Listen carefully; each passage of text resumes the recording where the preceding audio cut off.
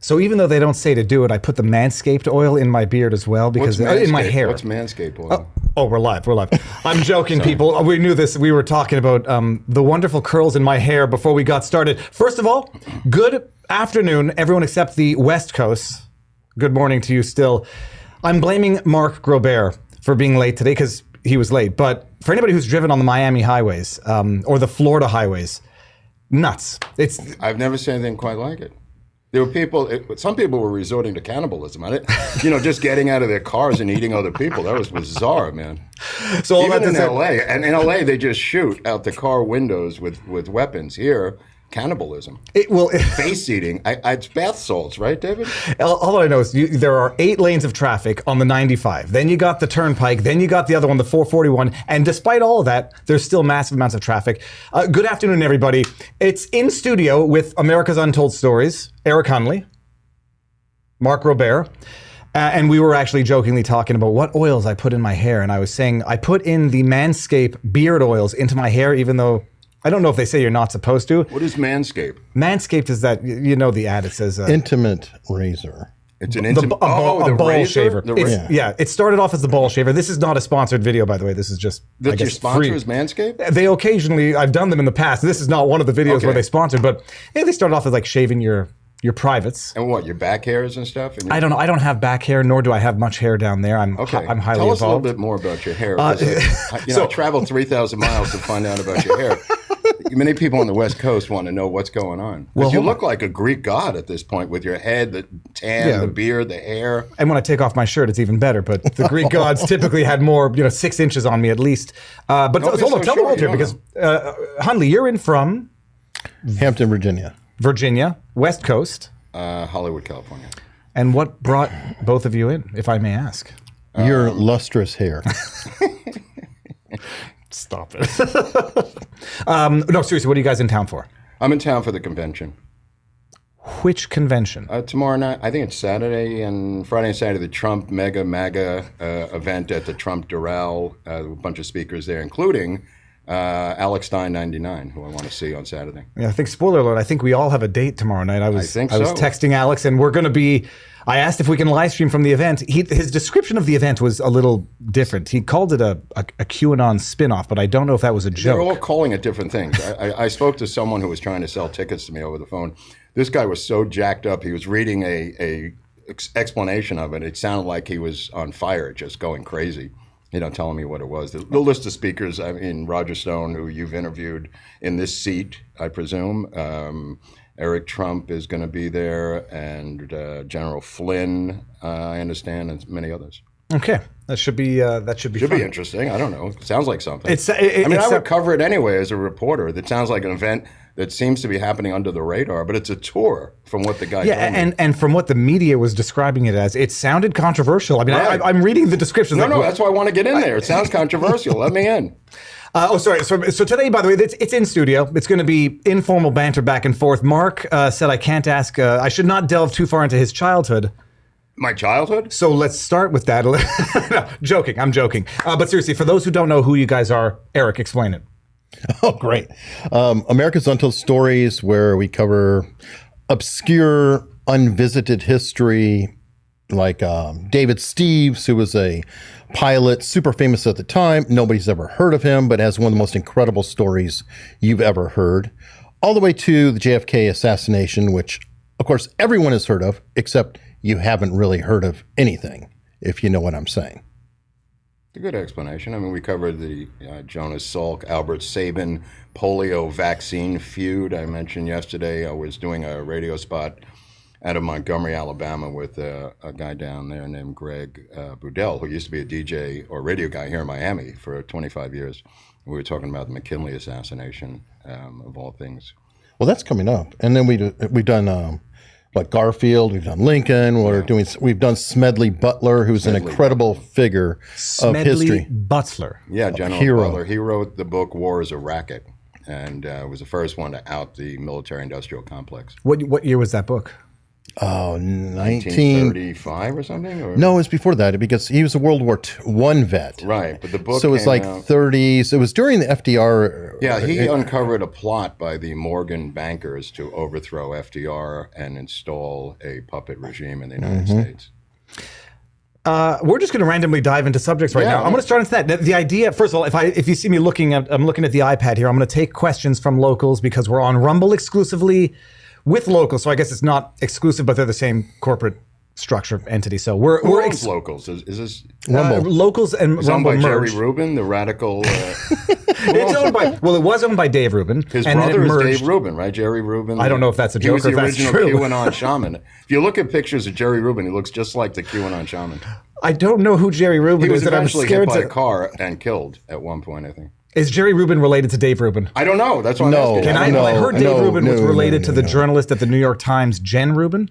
That I don't know. Okay, Yeah, that's a he joke. was the everybody. Yippie founder, wasn't he? Yeah. Yeah. Okay. Hold on, Jerry Rubin was the partner with Abbie Hoffman. just to clarify, that was a joke. Dave's joke on Twitter is that I'm not related to Jen Why Rubin. don't you just have like a subtitle that says joke, joke, joke, like underneath you? I'll do I'll tap twice whenever it's a joke. Anyone who's watched our show should be into it by now. so- Freeform Friday, early. It's going to be free for what we are going to talk about today. Obviously, the Trump jury finding. Oh, yeah. Of perhaps the most, in my view, outrageous jury finding in my recent What was memory. the woman's name? E. Jennifer Johnson? Jean Carroll. E. Jean Carroll? E. Jean Carroll, who did an interview with Anderson Cooper, which was glorious for the record books. If anyone hasn't seen it, Link is sexy. What was that thing about feeding her dog some meat? That was foreplay. Squirrels. Yeah, dead squirrels. Feeding yeah. dead squirrels to her She dog? named her cat Vagina, and I'm not. That's not a woman's joke. crazy. So we'll get there. Okay. We're going to talk about Chrissie Mayr. Did you hear Chrissie Mayr got heckled at a comedy club for making a joke Oh, that about was Dylan Chrissie Mulvaney? Mayr? Yep. Oh, I didn't know who the comic... Back in the news, I said I DM'd her and I Is said, she "Look, the one that passed out from the vaccine? no, I don't remember what her name is, but Okay. no, Chrissie Mayr. I don't know. I don't ask vaccination status, but she's not the one who passed out and cracked her skull. Okay. Chrissie Mayr is this funny stand-up comic. Had her on the channel. It was great. She got heckled at a club for making a Dylan Mulvaney joke. What's a Dylan Mulvaney joke? I don't... She said that her? Oh, she misgendered him or something? Or... No, she called him a man, but her joke was that if you're going to transition, day one is get the boobs. She said, if I'm transitioning, I'm getting That's a penis. funny. That's funny. I won't repeat her joke. Right. She said, if I'm getting a penis, I'm getting one day one, and it's going to be a big one. And then she made some jokes from there. That's funny. It is. And then someone said, we're going to get into it if we get into it. Oh, we're getting into it. Is this the show now? This is the show. This is No, called because I've got a Viva question. Frei loses control. Is there another show we're going to do after Well, this is actually the first time we've done three-person Can we here. curse on this show, by the You way? can curse all you want up the Okay, wazoo. I'm not gonna do it, but I up just the wanna know. butthole, as we say. What did you say? I said you could curse as much as you want. Up the butthole? I was What just- is wrong with you? You're out of a Beavis and Butthead comedy. This is my attempt to You're try like to a censor cartoon character, aren't you? Okay, first question first before I forget. The book, Smedley, what was his last name? War is a racket. War's a Racket. Smedley Butler. If I think that the revelation is going to be this guy in that's 100 years ago. That's a long time to Yes. say, has the military always been a racket? Now I'm thinking back to Roman times. I'm thinking back to ancient times. Has war always been a racket? Was that part of the thesis of the book? I don't know if it was a racket. He doesn't get into that. He just talks about how the United States Army has been sent around the world for corporations, and he's the first guy to say it. Is Smedley Butler, who is a 3-star general, Eric? Or? A 3-star Marine general. And if you look at Eisenhower's military-industrial complex speech, this is the precursor. Right. It This is literally, where it like he read Smedley Butler and said, Butler was the one who went into all these countries on behalf of the sugar industry, and behalf Banana of South republics. America, and behalf of these different corporations to invade and take them over. After a while, Butler came to the revelation that he was a pawn in their game, only invading these countries for corporate interests. Also, you had Eisenhower tying in with MacArthur with Smedley Butler and the veterans. Oh, that's Remember? right. Oh, wow, yeah. I forgot there's- about that. Yeah, But I mean, you got to there's- see our episode. It's on America's Untold Stories, the Smedley Butler episode, to really hear the whole story. It goes on for about an hour and a half. The chat says Viva's not going to be able to control Mark Robert, and then someone in response says, "No one can." Who said that? Wow, it's unleashed. 3-star general. What exactly does that mean? Because we know that we have I don't know. Rachel. Eric Lieutenant knows this General. stuff. I don't know anything about it. Okay. I was going to make the joke that Rachel Levine is a 4-star admiral. Well, there's no stars for admirals, right? Well, it's all of them, yeah. You have rear, rear, admirals vice. too? Yeah. So let's explain that. What a 3-star general means, what a 4-star admiral means, because I know that I looked up how Rachel Levine got 4 stars despite never serving in the military. but it's a civil position. It's nauseating. It's like the Surgeon General, that same basic principle. But 4-star means general or admiral. Everything, if you see another name in front of general or admiral, it's a lower level. It's kind of like you have a colonel, and below them is a lieutenant colonel. Now, what's ironic is on the lower ranks, it starts at lieutenant. I'm going to go Army because that's what I know. You go lieutenant, captain, major, colonel. But then when you go to the generals, a lieutenant general is higher than a major general. Weird. But a lieutenant is lower than a major. So it's almost like an Abbott and Costello routine when you look at the rank structure. For everybody who doesn't know, Hunley was in the military for 8 years? Not quite, like 6.5. And there is a joke in there that I don't make, but Well, your position... he's been AWOL for 17 years. That's the joke. Shut up. There's pictures of him everywhere. What was your position? I know you mentioned it the first time I interviewed you when I delved into your childhood. What was your position in the military, or what did you do? I started as a cook in the worst job in the Army and the worst duty station in the Army. So cook at Fort Irwin in the middle of Barstow, California, outside of Barstow, California. Where I've been many times. Yeah. And am I right? Drive through Barstow. Yeah, exactly. You don't stay there. I have stayed there, but not overnight. Well, and probably when your car broke down? The Patton Museum is. His tank museum. General Patton has those tanks out there in the desert. He doesn't have them. I mean, there's a General Patton tank museum out there. You see all the tanks on the road. Now, I know that at the time Eric made the joke that I was lowly in the kitchen, and people in the chat were saying that's the most important position in a boat. You keep the other people happy. You have power. You have control. You have a responsibility, is what people said. So don't downplay your role. But 6.5 years in the military. Yes. And then I moved on away from that position into a cargo specialist and learned that if you manipulate things right, you can do what you want and not actually perform your day job. Okay. Interesting. So the thesis of that book, Smedley, and I'm going to forget his last name. Butler. I can only remember the first name. You can remember Smedley, which is the weird one, but Butler's hard. That's a given name. His name was Smedley. It was. Not to make fun of it. That was a popular name back then. Okay. Everybody in America was named Smedley at one point. That's right. John or Smedley. I mean, there's only two names, and those are stage names, and then they had to change it. So he's calling out the military-industrial complex nearly 100 years ago to say that when we go into countries, we're not bombing Yugoslavia for peace. We're not invading Iraq for democracy. There's ulterior motives that have to pay a dividend to the initial investment to go liberate and promote democracy. Yes. Yeah. Oh, yeah. He was sent as a Marine into all kinds of countries. He was in Haiti. He was the governor of Haiti for a while. Mexico, he was in Costa Rica. He was in Haiti. I mean, everywhere they had an issue, they sent this guy with a Marine regiment.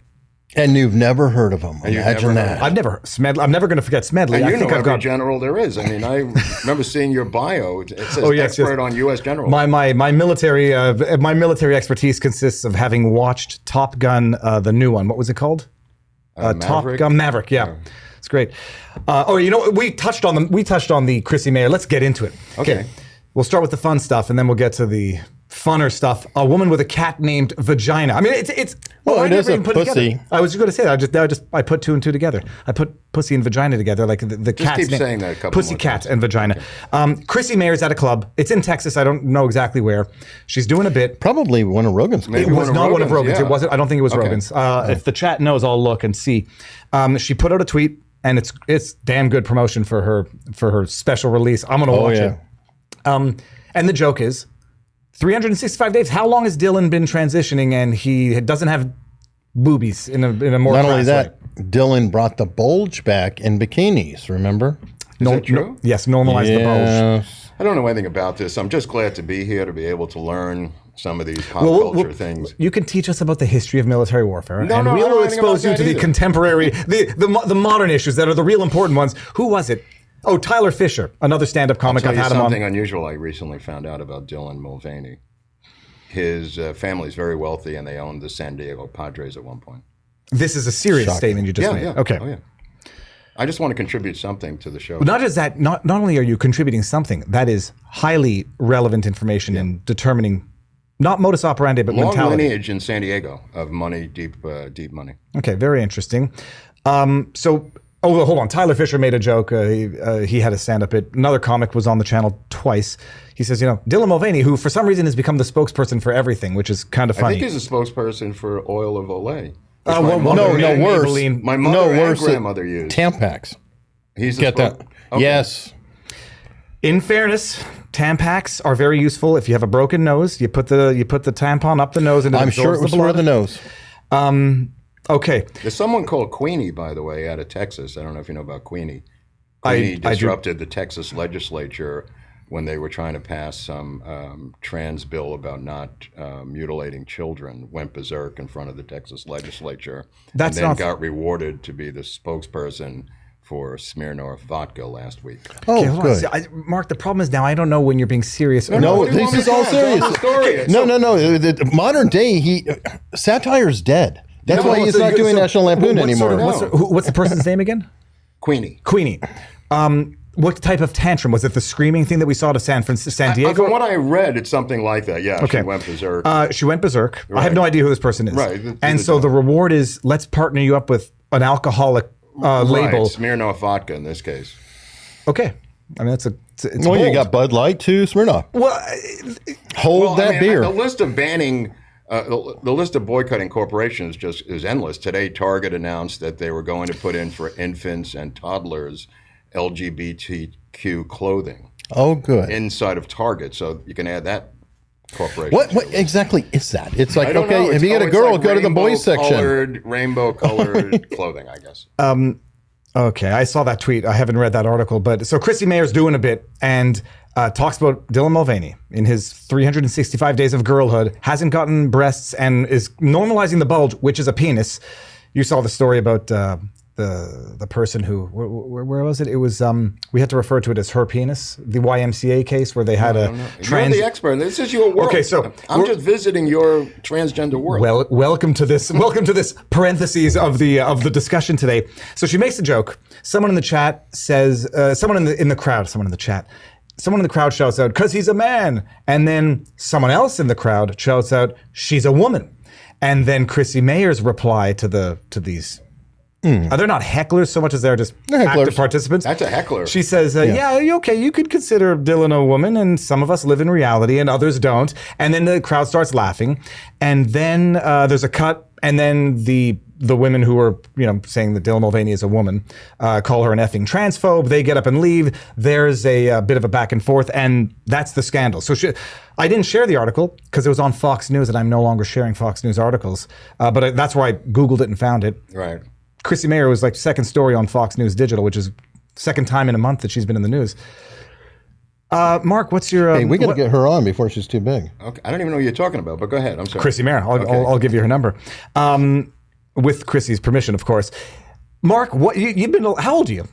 What is it to you? I mean, what is your problem with my personal life? Why don't you just stay in your own lane? So, by the way, I don't ask you any questions about your life. I come to Miami, you're grilling me like the Gestapo. We were talking before, I was like, Mark, is it public how old you are? He says, it's not, and don't ask. So that's the joke. Doesn't matter. But you've been around longer than... Hold on. I'll tell you what. If you watch America's Untold Stories, he has shown his actual ID. Have I? Yes, and an arrest record that does show a birthday. Oh, right. So if you go through our DUI catalog... or something? What was it? Yeah, it was a DUI. Oh, right. Yeah, I went to drunk driving school years but ago. I'm not going to say which episode, so everybody needs to I don't watch even know all which the episode he's episodes. talking about. We've done 350 videos, Eric and I. Right? I mean, it's insane. Well, a lot of them are shorts, but yeah. Okay, right. But well it's over 350 videos. I don't even know what he's talking about half the time. You have a criminal record, Mark? I do not have a criminal Does it record, but I was jailed. Not presently. I was jailed. I'll tell you something. I went to jail. There was an episode, didn't it? Do an episode where I went to jail? Mark went to jail and you it was maybe in Catskill, supplied New York, LSD. which used to be the capital of New York. It wasn't the capital. I'm sorry. Kingston was the capital. Catskill was across the Hudson River on the other side. But nevertheless, I was driving. I got apprehended by the police, and it was one of those deals where it was an old parking ticket, from years ago, and there was a warrant out. So they put me in the Greene County prison. And in that prison, I was handed a novel by a prisoner from the other side, and I didn't see it. I just saw the hand coming over underneath the shower. And he handed me a novel, and I took the novel, took it back to my cell. And in my cell, I had a book with a library pocket in the back. And in there, in that pocket, was 150 hits of blotter acid because it was in my car, and I didn't want to leave it in the car to be found. This is when I was a drug dealer. Don't ask any personal questions. I don't have an arrest record. So anyway, so I'm in jail without an arrest record for this beef with the car, some old parking ticket. and I had to take the acid and put it into this pocket of a book, in the library book. So I tore off about 20 hits of acid. I put it back in the guy's book, went back to the shower, and I said, turn to page 132. It'll be crazy. And he disappears with the book. Half hour later, the guys on the other side of the cell, they were on a waiting list to get to Attica prison because it was much better to be in Attica than to be in a county jail, I guess, at that time. So they were on a waiting list, a VIP list. They were mostly murderers, they told me, and they had to get on this VIP list. But anyway, there's about 5 of them, and they take this acid and they go crazy. They're just banging their cups against the bars, climbing the bars. And then the prison guard came in. His name was Boozer, and he had a face like one of those Shar-Pei dogs, like all wrinkled, like he looked like the poster boy for alcoholism. And that guard came in, and he said, what the hell's going on in here? And I said, I have no idea. And on the other side, they were just going crazy on acid, these prisoners. This is years ago. Was the acid back in the day stronger, weaker than it is today? It was 250 micrograms of blotter acid. It didn't have anything in it. You want to get technical about it? Not that I know. Okay, you want to ask 250 questions? micrograms. Goddamn questions. I'm here to answer your questions. How did we get onto the arrest? I don't know. Okay, so what? Look, you've been around. Oh, that was it. You've been around longer than us. Right. What is like? What's your impression of what you see going on in the world in terms of all of this stuff? I mean, you might not be into it, but transgenderism, drag shows for kids, Target, corporate America, corporations in general. What's the word I'm looking for? Co-opting, jumping on these. It's funny because Abbie Hoffman, the famous leftist radical, said that America does one thing, and that's co-opt people. And they wanted to co-opt Abbie Hoffman and take him into the system because he had been so famous. He was a media freak. He had written a bunch of books. He had a movie that was about to be made. In fact, they've made a couple of movies. One of them recently by Aaron Sorkin called The Chicago 7, where he's portrayed by Sacha Baron Cohen, who's about, I want to say, 29 inches taller than Abbie Hoffman. Well, and he didn't bother with the transcripts of the, the actual court. There's like 3 movies have been made on the Chicago 7. The reason I mentioned the Chicago 7 is because the 1968 Democratic Convention was held in Chicago, and the 2024 Democratic Convention is going to be held in Chicago, which is really going to be humorous because there's going to be candidates who I believe they're going to try to keep out. Kennedy again? Yeah, I think they're going to try to keep out Bobby Kennedy Jr. from physically coming in the building. And I recommended on the show that he get passes from somebody else and get in there and try to have his message up on the platform, which I don't think they're going to allow him to speak. So that's going to be an interesting thing to see what happens in Chicago. But when Abbie was at the peak of his game, when he was on the run from the FBI, he was facing life in prison for selling cocaine to 2 undercover agents in the Diplomat Hotel in New York in the summer. He was selling about, I want to say like 6 or 7 ounces of cocaine. So he was looking at life in prison in Attica, of all places, under the new Rockefeller laws, which were really draconian drug laws that were put into effect the year before. So they came out with an Abbie Hoffman doll.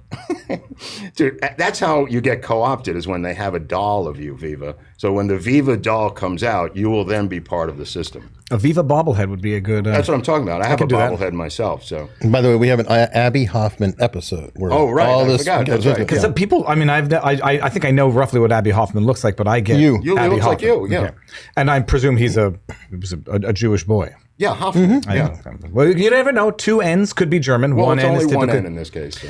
Hunley, having been in the military, and on the subject of the trans drag, all this stuff, the new marketing campaign, the marketing video for the, I think it was the Navy or the Army, where they were having drag. The Navy. It was the Navy. Yeah. Do you still have like connections into the military who give you this, the lowdown of what the sentiment is? No, I didn't even when I was there. Mm-hmm. What, you're asking me? That ends my question. I was there during Don't Ask, Don't Tell, for God's sake, okay, which then went away. But that's interesting. What was Don't Ask, Don't Tell like? My impression would be it's not Don't Ask, Don't Tell because we're going to beat the ever-loving piss out of you if we find out. It's we know, but we don't talk about it. Now, I have no idea. So which way was it? I would say that Don't Ask, Don't Tell was codifying what it already was. There have been gays in the military and since everyone the dawn of time. But they don't talk about it. So essentially, Don't Ask, Don't Tell was, okay, we're going to put it in writing, don't ask, we won't ask, you don't tell, don't make a show of it. Well, now it's, please ask so we can celebrate. In today's episode of Gay Life, we'll be addressing many of these topics that are on the front burner of American culture. Welcome to the show. It is. I was just Googling, like, when did drag shows become a thing? And you go to Google Trends, and it's like, okay, it's for like, since 2004, I think is when Google Trends started. 2020, give or take, boom. Take it back to Polyester, John Waters' movie with Divine. Oh, God. Divine, who had some interesting eating habits in movies. Check out Polyester, the movie. Explain exactly what that means. I'm not going to watch the movie. You can watch. I mean, John Waters was a great director. He had movies with Johnny Depp, and he's had a bunch of films. John Waters. John Waters is known for horror film direction. No. It was more of a cultural icon. He's edgy films out of art Baltimore. school almost, but yeah. He was a contributing editor when I was editor of National Lampoon, so I met John a number of times coming up to He's got office. the thin mustache and very character looking. Good. We'll move off from this subject. You mentioned something about RFK not going to be allowed into the convention this year. Yeah. They're going to work their way. Did you see his most recent tweet, or a recent tweet, where he says, quell any concerns, I'm never going to join a ticket with Trump, regardless? I don't govern know what yourselves concerns accordingly? he's talking about. What I'm curious about is his road to the nomination. Like, what is the pragmatic route for him to, in theory, get the nomination, other than the death of Biden or Biden's withdrawal, which is the only way I said on the show could be possible, which is what happened in 1968 with his father. His father running when LBJ is withdrawing from the nomination, from the second term, making it a wide open field, David, for anyone. That's the only way I could see him getting to the nomination. My theory is that he's suing everybody on the way, just like he's suing ABC for cutting off his interview. So he can run to test the system, literally suing every step of that. I'm saying the idea of actually getting the nomination, physically getting the nomination against an incumbent is basically impossible unless, like in 1968, his father ran against an LBJ who withdrew from the nomination for a second term, thereby opening up the field pretty wide. Yeah, without putting the obvious zeitgeist, or I should say the juju out in the universe about what juju, the juju. Is that doubling up? It's called juju. It's J-O. Well, what do you think I'm dealing with here? Well, we got. You're dealing with juju, is what you're dealing with. That's okay. Without putting that juju out in the universe, we know what happened to his father and his uncle. Biden could. I'm gonna quote your 360 cameras. Yeah, we're fine. Okay, fine. Another Tyler Fisher joke. He said, Joe Biden. Tyler Fisher? Tyler Fisher's a good stand-up comic. He says, Joe Biden. Where do you know all these comics from? Because I'm in the comic milieu. Oh, okay. Tyler had He's a joke. of cultural relevance. I know. It's I'm more contemporary than historical. Tyler said, Joe Biden might be the only president who, I don't even know if I want to make the joke, might get, by time. That's the joke. This guy's 82 years old. You're talking about like his assassin will be time. Smash Nation would be time. That's Tyler, his edgy. Which is, the truth in jest is like Joe Biden is old and not well, and everybody knows it. Even if it's not far-fetched. No, but even if he, for God's sake, he's past the average lifespan. I mean, that's a fact. Especially since average lifespan is now down 2 years since what the governments have done to the world in the last 3 years. Even if, let's say I'm not well, I'm withdrawing. There's nothing that RFK is going to do to get the nomination. There's nothing that anyone is going to be allowed to happen for him to get it. Like, there are going to be primaries. So in theory, if you get onto the California primary, onto the ballot for these primaries, you're going to get delegates who are going to swing in your direction. There is a legal way to do it. Well, even if they box out having debates, he can go on a debate stage with the other candidates and have a debate without Biden. I mean, that's not far-fetched. But was there not the issue that, like, even if the delegates go a certain way, the super delegates don't have to abide by the delegates? If Biden withdraws, that frees the super delegates to go in different directions. Yep. If he's out, that's what happened with LBJ. The same thing. LBJ handpicked Hubert Humphrey to be his puppet candidate in 1968. So RFK had to run against Hubert Humphrey and McCarthy. Humphrey to the right and McCarthy to the left. RFK was basically in the middle, left-leaning, his father. And then the accident happens in California after he wins the California primary. Accident, yeah.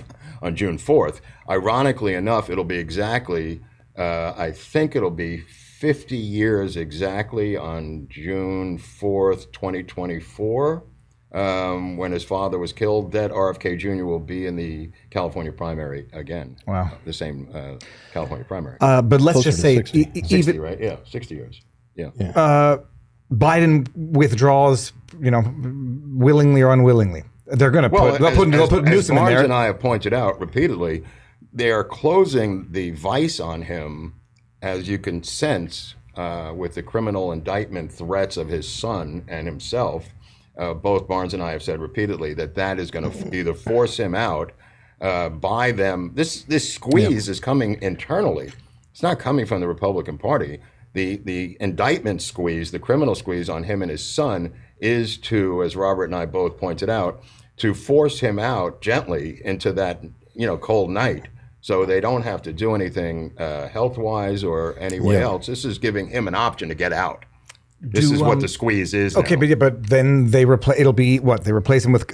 They'll replace him with Kamala, even though she's the most detested woman in politics, in politics. Right, but then or she's going to have Newsom. to get into the primaries. She's going to have to run on her own, and that opens it up wide to Newsom, to Eric Adams in New York, the mayor. It opens it up to a. Whitmore might jump in. Can you Right, it's imagine just a free-for-all. If we stop there are 360 million people in the States. The best candidates were the most obvious for the Democratic leadership after Biden. First of all, it's Biden now, an 82-year-old. What is he, 80? 80 now. 80, objectively suffering But from... he's 95 in Biden. Well, I was going to say, objective cognitive decline, no mockery. Second after, Kamala Harris, the most unpopular person in politics. Who else? Gavin Let me Newsom. just stop you there, because people say this all the time. She has like an 85% approval rating among black women in the Democratic Party, which is the base of the Democratic Party. What you're quoting is across America's spectrum. Her approval rating is extremely low, but that's not, and Barris can back me up. I talked to Rich Barris about this. That the likely voters in the Democratic primaries are heavily skewed to black women. That's the base of the Democratic Party today. Okay, well, I was only she's talking... got like close to a 90% approval rating. I'm only talking... So I'm just talking in terms of overall assessment. You got Kamala Harris. Okay. Then you got Gavin Newsom, who... Dave Rubin keeps putting out a meme of Gavin Newsom. He seems to be evil incarnate. At the very least, lack of taking of responsibility for one's actions incarnate. Eric Adams. These are incompetent politicians, and these are this is the cream that has risen to the top of the political left in America. Not that the right might be much better. I can think of some candidates that are much better. Asa Hutchinson? Oh, sorry. Well, there's a Let me just go my memory populist bank left and there's a populist right. I mean, I don't know where Robert Kennedy Jr. fits into the Democratic Party. He's holding on to it for dear life, and it reminds... He's like Dershowitz. I was going to say, it reminds me of Alan Dershowitz. He's who says the party has left me, I haven't left the party. Whatever your bubamyces is, I'm using that word specifically because you and your family. What's the grandmother word story? What's the word of the day? Yeah, bubamyces. Bubamyces. Bullshit. Okay. So whatever their rap is, I mean, the party is not going to have them. It's like a party you're not invited to anymore. I mean, where are the delegates going to come for RFK Jr.? He's not just doesn't have a lane, he's despised by the Democratic Party. He's despised by the woke left. He's hated. He's been censored. I don't get it. I don't get I ask him, if I see him, I'll ask him myself. I've known him for a while, and I'll talk to him about it. But the reality of it is, I don't know what he thinks is the route to the presidency. I'd like to know what he thinks the lane is. It's to split the left so that they end up voting for but Trump. I'm saying the only way possible is for Biden to be either forced out or step aside, like what happened in 1968 with LBJ. He had an unpopular war in Vietnam. This guy's got an unpopular war in the Ukraine. The economy was into the shitter in 68. The economy's into the shitter now. Mark, they added how many billions of jobs? It's the best economy since the Great Depression. I've got 17 jobs. So I don't know. That was the joke. Yeah, great. We added a number of jobs because most people have to take 2 jobs now to make the ends Do we have meet. a census coming up? Because that was Obama's big job push there for a little The bit. census is a big job push, yeah. Even the crazy cat lady who lives in my building went and took a job in the census. So RFK came out the other day. He makes a tweet. I'm not joining the ticket with Trump. I don't know what. Well, the more important tweet that he made was, if I get this job, I'm going to finish the job that my uncle Jack started, and that is the dismantling of the CIA. That was a much more important tweet. I don't want to ask the question because I don't want to put it out there, but it's the obvious question. Some people hypothesize that what was the reason for JFK getting assassinated was that he said, I'm going to dismantle the deep state, and the deep state said, good luck. One of the top reasons that people cite, yeah. Of course, nobody's confessed to the crime. He pissed off a lot of He had people. a lot of enemies. What did he piss off a lot of people with? Dismantling the CIA, which pissed off the deep state, which seems to control Well, and everything. also not being willing to go all in on Vietnam. Missile and the treaty with the generous Soviets. missile treaty of Soviets. Anti-ballistic He took the Turkish missiles out because of the Cuban Missile Crisis when we wanted to nuke the Soviet Union at the time, or the generals did. They came to him every day and they said, let's launch nukes against Cuba. And he'd go, nah, not today. What else you got? They come back the next week and they go, second. And JFK is the one who said no to Operation Northwoods after it got past they came to him with Operation Northwoods, which was not just shooting down an American airlines with students on it. It had multiple shooting up theaters, taking down planes. Was there an aspect of running those planes into buildings, or was it just blowing up buildings? No, they didn't do that. But they wanted to shoot down a commercial airline with students on it. And blame Cuba. With phony MiG jets that they would put on Cuban MiG decals onto it and shoot it down. And this, for everybody has not heard of Operation Northwoods. Read Operation Northwoods. No, it's declassified by the CIA. You can read the document itself. It's on Wikipedia. I mean, it's confirmed fact. And this passed, I forget what Department of Defense, it got approval at the highest levels and was nixed by JFK, and a year later he's assassinated. Well, I mean, they weren't happy. They loved Operation Northwoods. Who wouldn't? Oh, there's also another person who might have gotten a job because he died that could be related. Oh, that's right. LBJ. The successor. Look at him. Maybe he was involved. When Roger was on, we had him twice, and we had audio issues the second time. Roger Stone, yeah, no, he talked about it. He says, the story was when he was having a drink with Nixon, and Nixon had been into his martini. He says, loosened up a little bit. And he said, I wanted to be president, but I wasn't going to kill to do it. Right. That's a famous quote. Yeah, that's a pretty He also famous said, I know that guy. That's Jack Rubenstein. Yeah. When he saw Ruby kill Oswald, he's on TV. Unbelievable. No, there was a tweet that RFK put out above and beyond the not joining the ticket with Trump, which I thought was, preemptively stupid because I don't think who's asking. Why he's saying that. No, it's like answering the question that nobody's asking. Nobody's asking this question, bro. He thinks like Alex Berenson, they're going to open their arms and take him into their world. He's dreaming. It's like the preemptive self-flagellation. Like, I'm not going to do that. Will you love me? Left. They're never going to love you. How many times has Dershowitz said he hasn't he's not a Trump supporter? Well, how many times has John Turley done it? Like, once you are no longer an ally to them, you're an enemy. Where's Taibbi going to fall in that? Is he going to go fully over, or is he going to try to slip back in? He's already fully over, whether he knows it or not, because he's been given the boot to the back and he's out. I know, but so is Berenson. But that doesn't, stop them from. Whatever they say, they're still going to vote. They're not. If they've, you'll never know. You'll never know how they voted. If they vote Democrats, they're truly, deranged. And if they don't, they'll never admit it. So I have hopes for the future with Jose Vega.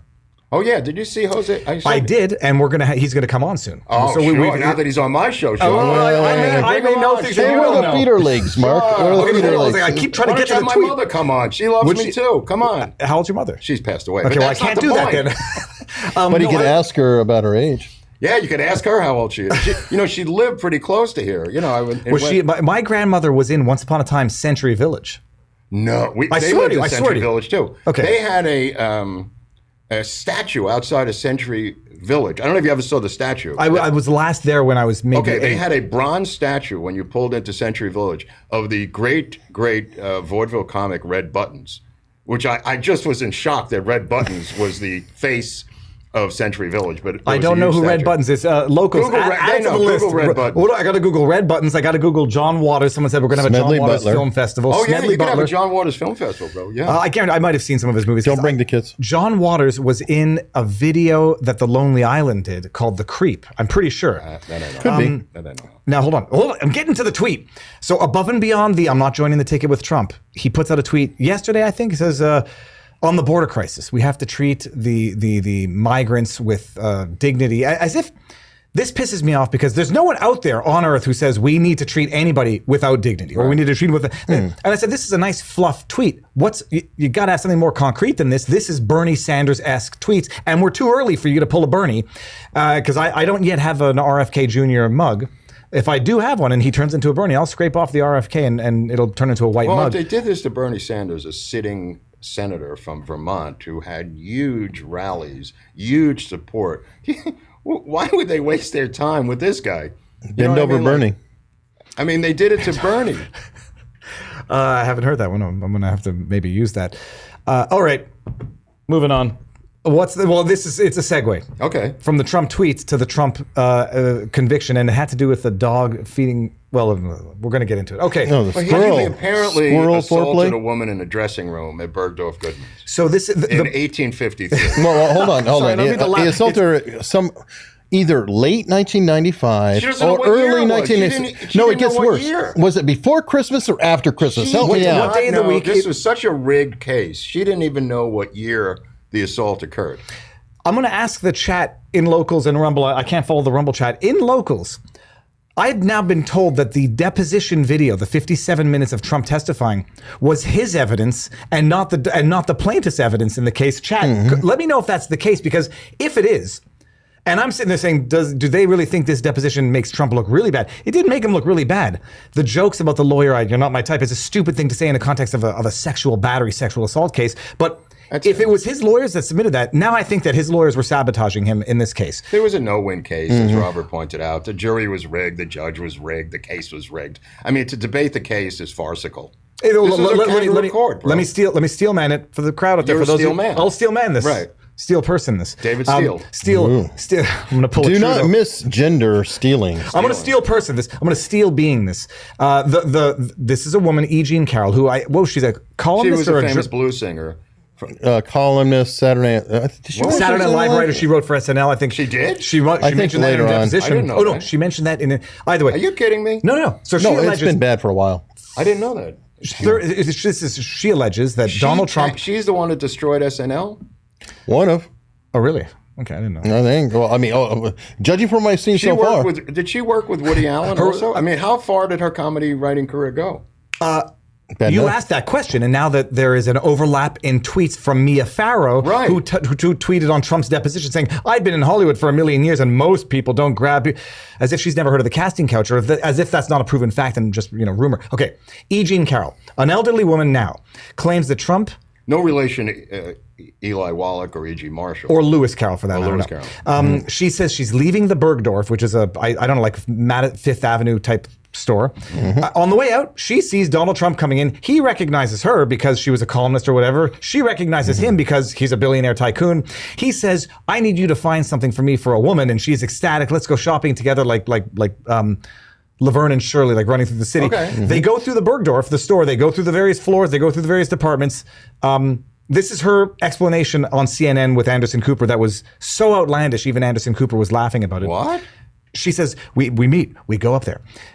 Ordinarily, the Bergdorf is full of people. It was empty.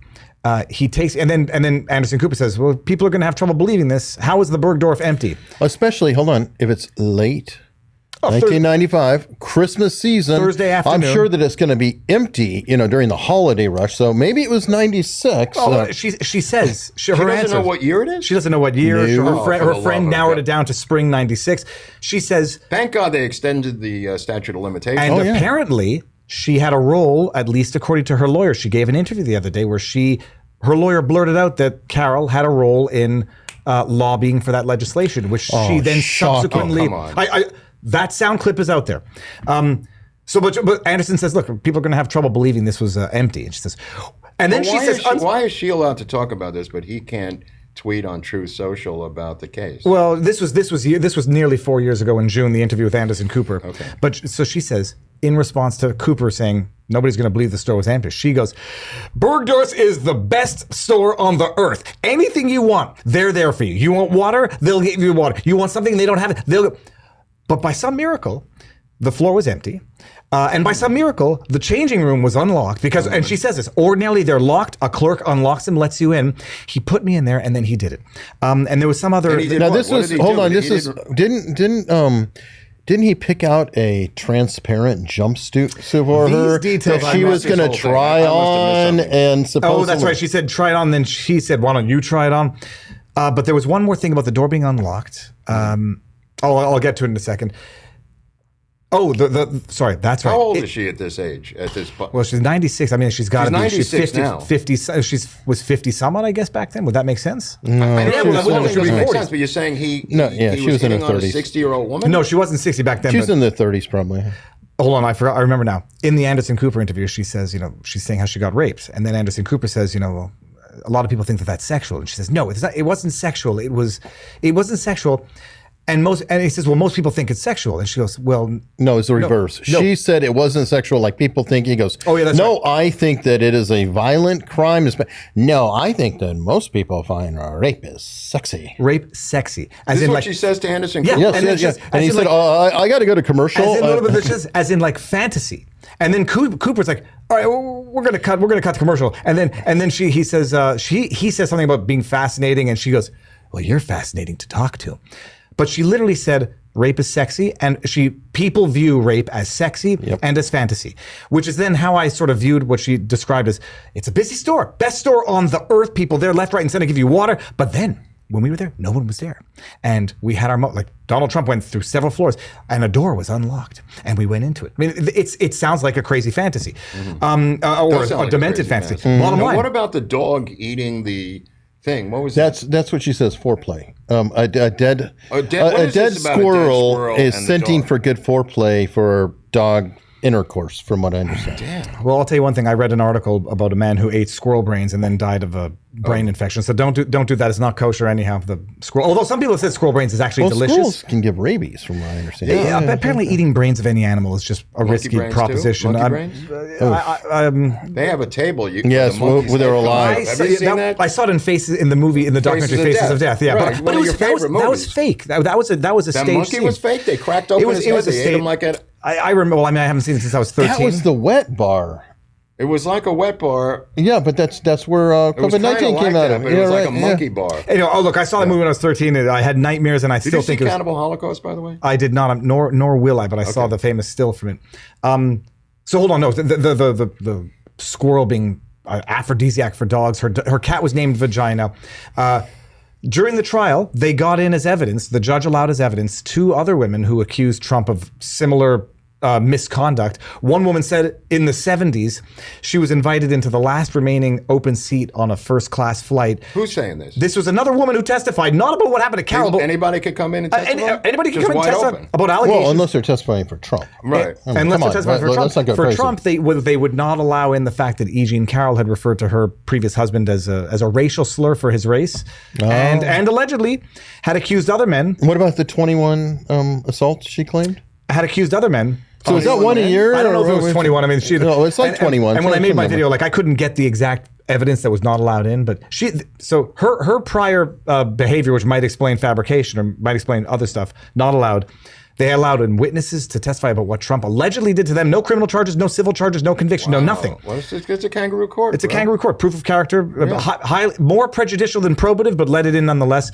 But you're blaming his lawyers. You're saying that they sabotaged him. I don't think any lawyers could have gotten him out of this. I'm going to go look to see. That's what you said earlier in episode 3. If the deposition was Trump's defense because Trump didn't testify, so he didn't present any meaningful defense other than no defense because she didn't prove her case.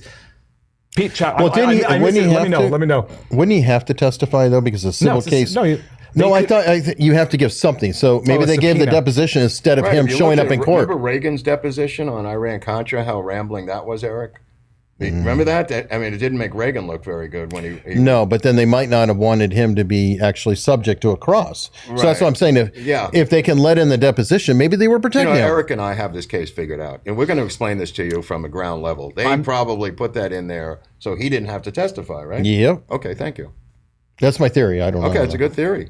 The 2 non-lawyers are going to educate the lawyer. No, because it's civil. It depends on what the rules are. Because you can, in a civil trial, you can compel someone by subpoena if you can serve them. Right. But judge it's not like criminal. You can't do a fifth. So here's what there's no conviction. This is a civil case. They found him liable for not rape, by the way, because even the jury didn't believe that she was raped. She said on not Tucker Carlson, on Anderson Cooper, I was raped. And he penetrated me. And then Anderson Cooper says, well, that's what some people define as rape. And she goes, that is the definition of rape. The jury, it was 9 people. It wasn't 7 and it wasn't 12. They said, well, we don't believe that she was raped. And I can to steel man that is, we don't know if it was the penis that penetrated, but we believe that something happened. So they found him liable for sexual battery. And then defamation for denying the sexual battery and calling her all sorts of names, saying she was making it up to sell her book. That's defamation? Denying that you did something? Apparently. Nothing of it makes sense. It's New York. That's your town. I'm just looking to see if the chat is going to tell me if that video deposition was Trump's evidence or Carroll's. What do you? I mean, look. We now know you're 75 years old. I said from the beginning, to Robert and others that they're not going to stop until he's indicted and convicted under the sedition laws related to January 6th. They have to take him off the playing field. These minor libel things are not going to accomplish what they want. They have to physically remove him, like others in the 1920s who were removed. I'm looking to see if I get an answer. And by the way, I'm joking about you being 75. The joke is that you've been alive longer. Is this the worst you've ever seen? The politicized... Okay, so I lived in New York in the 70s. The crime was insane. That was the creation of the Guardian Angels with Curtis Sliwa, who's now back patrolling again in New York. The subways are now... the transit police didn't really exist in the 70s in New York. They were kind of understaffed. Now they've defunded the police, so there are no cops in the subway, which led to multiple crimes down there, murders and everything else that's going on underground, because you can't do both. They merged them years ago. The transit police and the regular police in New York merged into one force. Nevertheless, they're so understaffed that they can now only patrol above ground. And now it's just madness underground. It's every man for himself. The same thing's happening in L.A., by the way. It's not just New York. L.A. is the same thing. The trains are just out of control. What is there a subway system? I don't know L.A., but there's a metro system in L.A. Okay. Yeah, the red line, blue line, gold now, line. Are you following? So you're following the news of now they've identified him. I think his name is Penny, the Marine who has now been arrested, second-degree manslaughter. So last Sunday, and there was some discussion like maybe they're not going to charge him. The DA knows more. They've seen enough, and I was like, no. I've said to you before, this is justice by game show.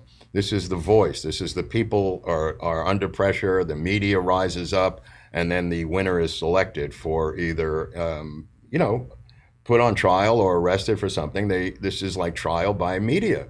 All of these controversial cases are based on, the support left or right going against it. If you're not loud enough on either side, it's not going to happen.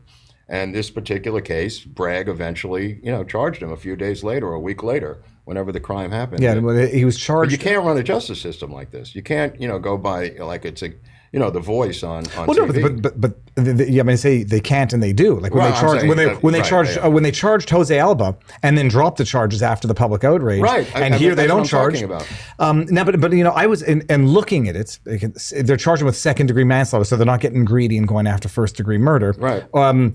And you do look at it objectively. Something was done, and it resulted in the death of a human. And now it'll be for the court system to figure out. The question is, or not the question. I guess the affirmation is, it will be impossible to get anything. The same thing happened with the Bodega owner who was being attacked. And Jose and they put him in Rikers. And thank God, and if it wasn't for that video of the actual assault on the Bodega security camera, that guy would have been sentenced and put in Rikers for the rest of his life. Rittenhouse, dude. I mean, that's the obvious one, but I'm saying there's some other ones in New York, like the Bodega case, where Bragg was had arrested him, had sent him to Rikers. Put him in Rikers. He's suing, I think, for $10 million now. Good. I think he went back to Puerto Rico. I think he's a Puerto Rican national. Had dual citizenship. I think. You imagine going back to Puerto or leaving the country after that experience, because this is what your experience with the judicial system is. He's suing for, I think it's $10 million, but he's suing for wrongful prosecution and detention. Good. And then I'm thinking the case in Texas. What's the guy's name? The shot the guy and was just found guilty. Perry. The thing that probably sank Perry was that there was no video evidence. It's an amazing thing where unless you have it documented, politics will fill in the blanks. I'm saying it's a glorified television show. I mean, these videos are sliced and diced. They're looked at by the media and cable news. They look at it every single way. They mix in audio. They do things. If you go all the way back to Trayvon Martin, remember the Zimmerman. NBC had edited the 911 call to edit it. They were forced out. They were fired. The editors at NBC News for editing falsely his 911 call. So if it doesn't match, they just adjust the evidence that they have and alter it. Show the picture of him. What was it? The picture they show he's like 11 or 12 years old. These narratives come out so quickly. I mean, this guy was killed at 47 arrests. Many of them were felonies. He was a violent offender. I don't know when his Michael Jackson impersonating career ended, but he apparently was completely off the rails and had been arrested 47 times. Yep. So it's a ticking time bomb. They have defunded the police where we now have to defend ourselves. And if we defend ourselves, we're subject to arrest. It is a perfect storm. There are no cops, and you're not allowed to defend yourself. Think about the anarchy that creates as a system, because that's the system now, bro. Whether we like it or not, that's the de facto situation that we're living under. Let's take the examples. You have Rittenhouse, you have Perry, you have the McCloskeys, brandishing a firearm, McCloskeys. You have Zimmerman. I'm now, in retrospect, I remember Zimmerman was passed off as a racial crime because Zimmerman was Caucasian when I believe he was half Hispanic, half Latino. He was Peruvian and another nationality. And Zimmerman was it two ends or was it one end? I think it was one end. And by the way, someone said in the chat it was Puerto Rico's a part of America. So I think Jose Alma might have gone to Cuba. Or either way, point is that he's left, right. And because of an experience. Yeah, someone was saying that this is basically. I want to say not the Marxist revolution, but this was sort of the Bolshevik revolution. This is how it started. I don't know enough about that history to analogize the two, but we're literally living in a world where defund the police. You know about pogroms. I mean, you were raised understanding what a pogrom is. Right? Yes, I should say my grandmother's family left Russia. Why? In the pogroms of the 1890s. Why? No, to avoid getting murdered. I mean, that much I. No, but I'm saying who was defending them when their villages were attacked? I guess the answer is nobody. Okay. And then the police allow it to, or the authorities allow it to happen. Right. So the same thing happens on Kristallnacht in 1933 in Germany when they went through Berlin burning and looting Jewish stores and the police stood by and watched it happen. I mean, the similarities are the on duty. I'm sure the off duty, some were probably helping. Some were helping, some were not. But I'm saying the similarities are breathtaking. And now people are going to say, well, this is not religious motivated, but maybe politically motivated. Well, it depends how we define religion. I mean, they were defining the Jews as cultural and religious and everything else. So, I mean, they're calling these Trump supporters a group that's fanatically following this guy religiously. Their definition of MAGA is almost a white supremacist. It's almost a religion. So it's not that far-fetched. They are now the Jews. As I've said for a couple of years, the Trump supporters have become the Jews. I mean, everything that they're doing to them, they're raiding their churches, they're going after the IRS, they're going after their taxes, they're pulling them in on all kinds of obscure laws. It's exactly the same as what happened in Berlin in 1933. These are Nuremberg laws, the Nuremberg courts is what we're facing right now, David. It's exactly the same as the Nuremberg courts. Look at Roland Freisler, look at the Nazi judges from back then, screaming at these people for violating Nazi laws. Well, that got real dark real fast, Mark.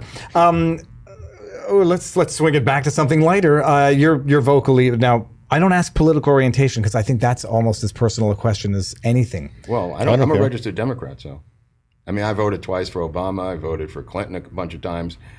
I think I voted for Trump once out of the two elections. So well, okay, hold on. I mean, I'm moving more towards the independent thing, but I'm a lazy I want to be a libertarian. registered Democrat so I can vote in the primary.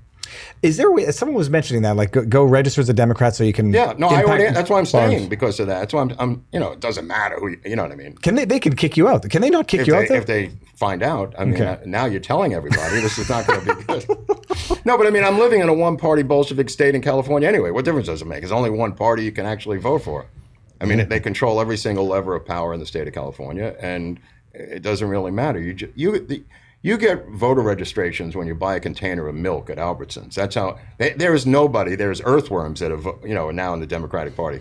They have registered every single thing with 2 legs, 4 legs, 3 legs.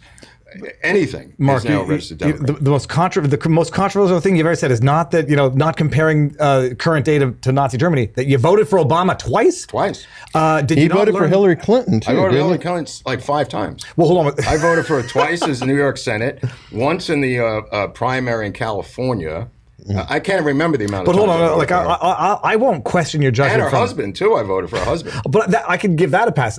You voted for Obama as in presidentially twice. Yeah, well, that's what Senate. I don't live in Illinois. After the first 4 years, you voted for Obama. Mark again. I went back again. I wasn't satisfied. I said, it can't be this bad. Let me see what he does the next 4 times. Oh boy! And that's not a joke. That's not a joke. You actually did. And right. Well, I think he was running against John McCain. I think it was McCain back in 20. I thought was a phony POW. Like history has kind of proven out that he was Songbird McCain. We later learned that he was a prisoner of war who was treated much differently than the other prisoners. No, I think it might have been Mitt Romney was the second time. Well, the second one was Romney. The first one. And then people are saying Mitt Romney was no better than Obama, so you're voting. Now, but hold on a second. So you've had a massive political awakening. Well, it's moved. Yeah, it's moved to the populist side. Yeah. Okay, and now because I only asked the joke. I only asked as the joke because I know that you're vocally pro-Trump on Twitter now, and now it's like Trump or the end of the world. Until I see something else. I mean, and DeSantis is not that something else. As I said, I've met Trump. We grew up with Trump in New York, listening to Howard Stern. When he became president, it wasn't a shock to me because as it was to the rest of the country who never heard of him or seen him. If you're raised in New York and you heard Trump for years goofing around with Howard Stern on the radio, it was not that crazy, for him to appear especially after 10 years he was on The Apprentice. Yeah, a while. I mean, it was like 8-10 years. It was a #1 show. I mean, this guy did not just drop from another planet to us as New Yorkers. But I think it was shocking to a lot of people who didn't know him and didn't know his sensibilities. But to us, it was like, all right, it's Trump. Let's get it on. Let's go.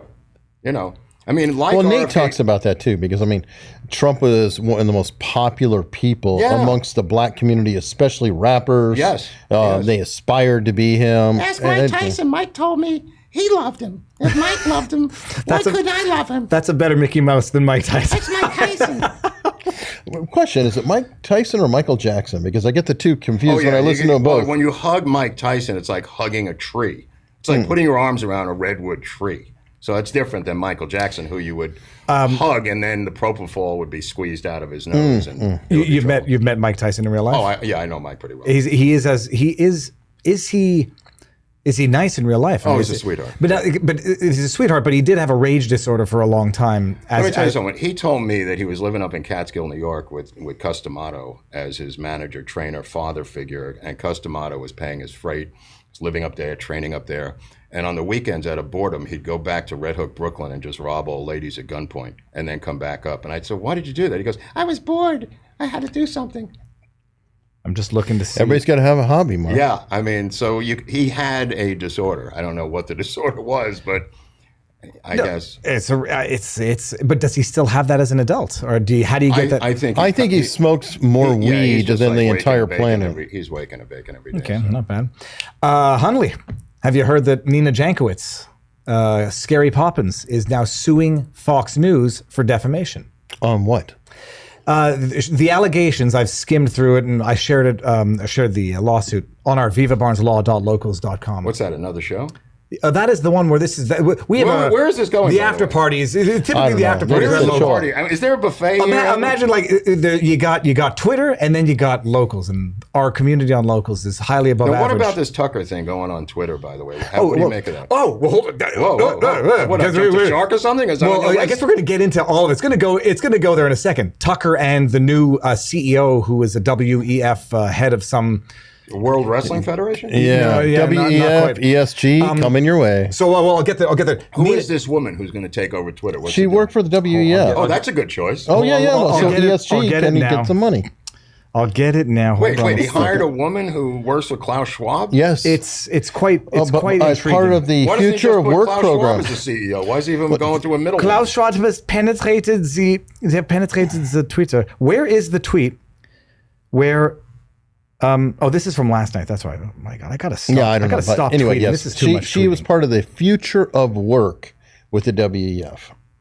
Wow. And the Future of Work was Elon Musk laying off 3/4 of. Okay, here we go. For goodness sake, it's Linda Yaccarino, driven by industry progress, inspired by provocative leadership. Plus, don't mind a good pair of shoes or a great Penn State football scoreboard either.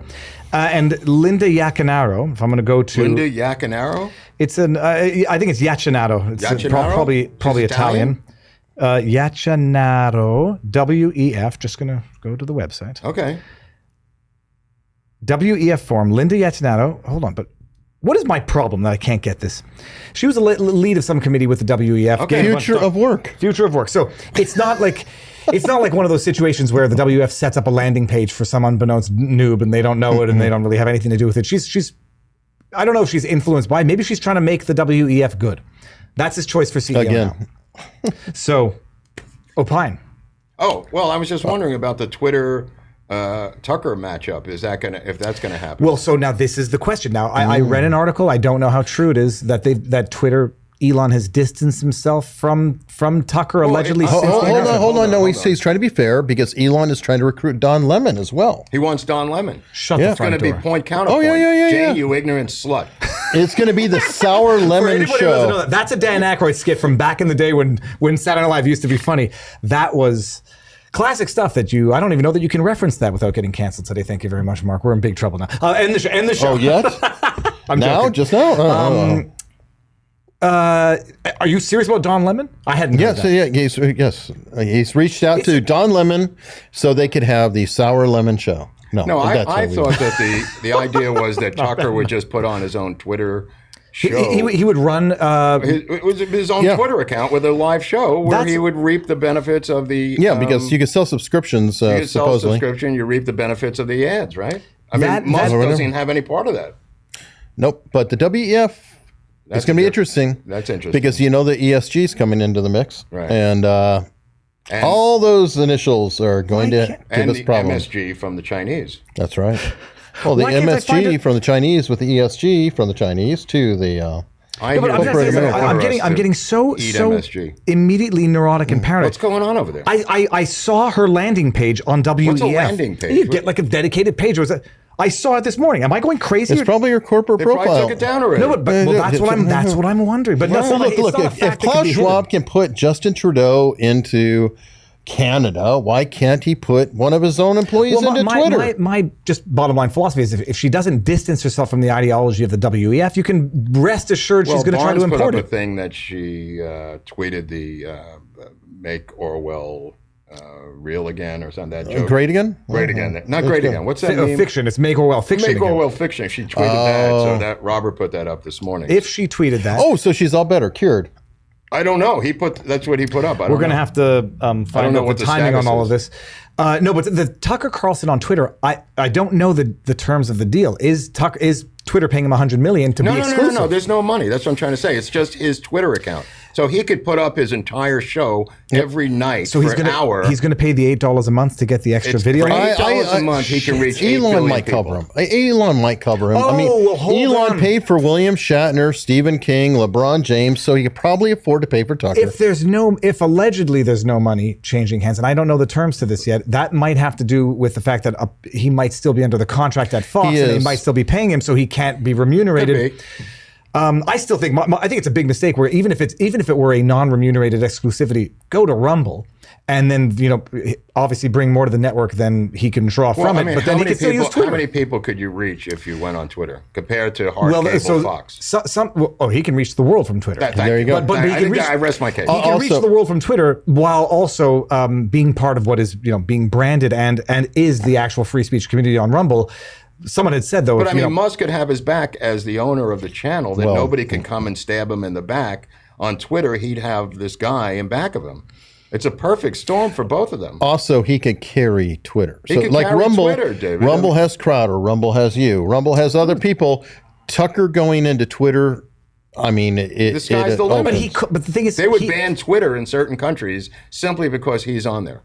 Yeah, but they might still do that. But I know. My point is, there's nothing that he couldn't do on Twitter while not also having gone exclusive to Rumble or Value Tape, another entity. He could do like you. He could do a show on Twitter and then let it go on Rumble afterwards. What's the difference? It'll be on Rumble also. I withdraw all of my commentary. Yeah, okay, fine. Never mind. All that to say. Thanks for stopping by. It's interesting. I had no idea about the Don Lemon. But my issue with Don Lemon is not that he was canceled for his ideas. He was just he's a bad anchor. Not good. Can anybody be fired? Well, but apparently he had both a bad personality if we believe the allegations, and but I'm saying can't anybody be fired at all? Yeah. I mean, okay, so the guy got fired. Well, he got fired. He got fired because the ratings were bad. It's not you don't even need a reason. And his co-employees hated him. And he did bad things to allegedly to what's the guy's name? I keep forgetting. Barnes was representing him, but I was covering the case before the lemon drop from I'm not going to remember. Yeah, Douglas Heiss. His name was Heiss.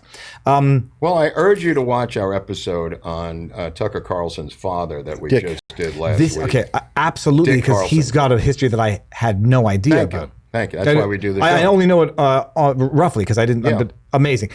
America's Untold Stories. Who was Dick Carlson? Dick about Carlson. The father. I mean, the Tucker family, the money involved in Tucker's family is enormous. He doesn't need a cent. I mean, on both his mother's sides are millions and millions of dollars. One mother, the stepmother, is from the Swanson frozen food empire.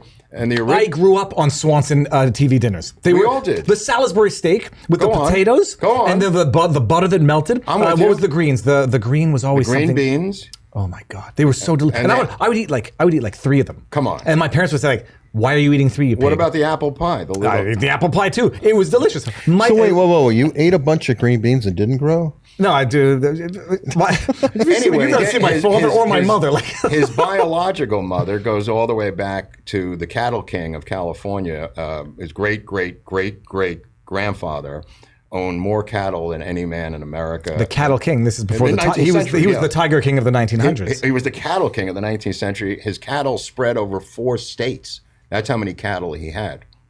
That's the cattle king. That's from his biological mother. By the way, on that note with Tucker, did anybody consider the fact that I've heard he would give up his salary anyway to run the debates? Now, how powerful would it be if he ran Trump debates on Twitter? Oh, that's a And people aren't thinking about that. But Rumble apparently has exclusivity for the primary debates for the GOP, if I'm not that true? mistaken. Yeah, I'm fairly That's certain. interesting. Okay, well, that's fine, but if it doesn't really matter. You could have exclusive anything if Trump shows up somewhere else. Yeah, he could do it on Truth Social himself. Yep. Why would he go to Twitter? He could. What did I do it for When you Tucker? don't use your Twitter account, aren't you going to lose it this month? The extra accounts, he said, Musk. I don't know. Musk They might delete Trump's account because he hasn't used it for some reason for a couple of years. Could be. I can't understand why. Yeah, someone says, the Fuzzy Creature says those are GOP-sponsored debates. He could have a Q&A elsewhere. That's right. Yeah.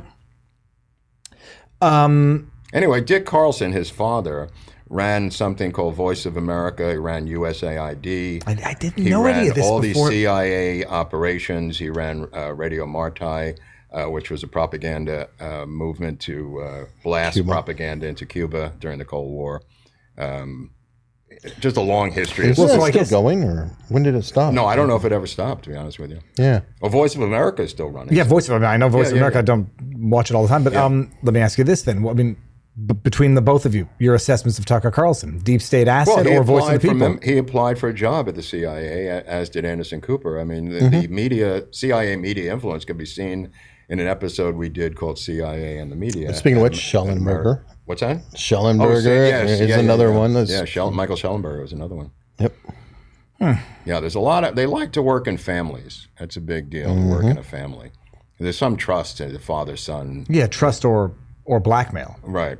But I mean, Tucker Carlson. Well, they like two. They like either the James Bond model, which MI6 influenced the CIA. So get an orphan or a long heritage. Right. So Dick Carlson was an orphan, and they built him from the ground up. Do we know why he was an orphan? He was an orphan because his father and mother were 17 and 15 years of age, respectively, and they gave him up for adoption because they were in high school. They then attempted to kidnap him and take him out of the orphanage, but the mother, who was 15, didn't want to cooperate, so the father, who was named Richard Boynton, blew his brains out in front of our house. And then what? And he was adopted by the... Blew his brains out, not her brains out. Right. And then what happened to her? She tried to hook up with him as her sister to come into the orphanage and adopt him as her older sister, but they saw through that. Okay, so hold on a second. This is almost, I mean, it's tragic, and he committed suicide because he couldn't get the say that kid. word, dude. No, we're on no. Well, we'll go on YouTube later. No, that YouTube will have to. He committed Harry Carey with a gun towards the upper portion of his body. but because he couldn't get his kid back, that he regretted having put up for adoption. He wanted them to elope and to kidnap the kid, right, from the orphanage. Mm-hmm. Wow. Yeah. He was later. When does Tucker learn that part of his life? That I don't know. We were on Tucker's his side. mother. Might have forget his Tucker. mother. Tucker. I mean, The original mother for Dick Carlson shows up 40 years later and meets him. This is it's always. I mean, who did I have on who was? I just got to. I got talked about his mother just getting up and leaving one day. His biological. Yeah, well, she went to France, right? She was a hippie artist, the mother, who came from this cattle fortune. And one day she was tired of being a mother to her two sons and moved to France. I gotta wonder, like, what when Tucker discovered that and what he discovered it that morning when he was going to school. No, but like no, in terms of he said, "Buckley, where's mom? Where's mom?" Wow.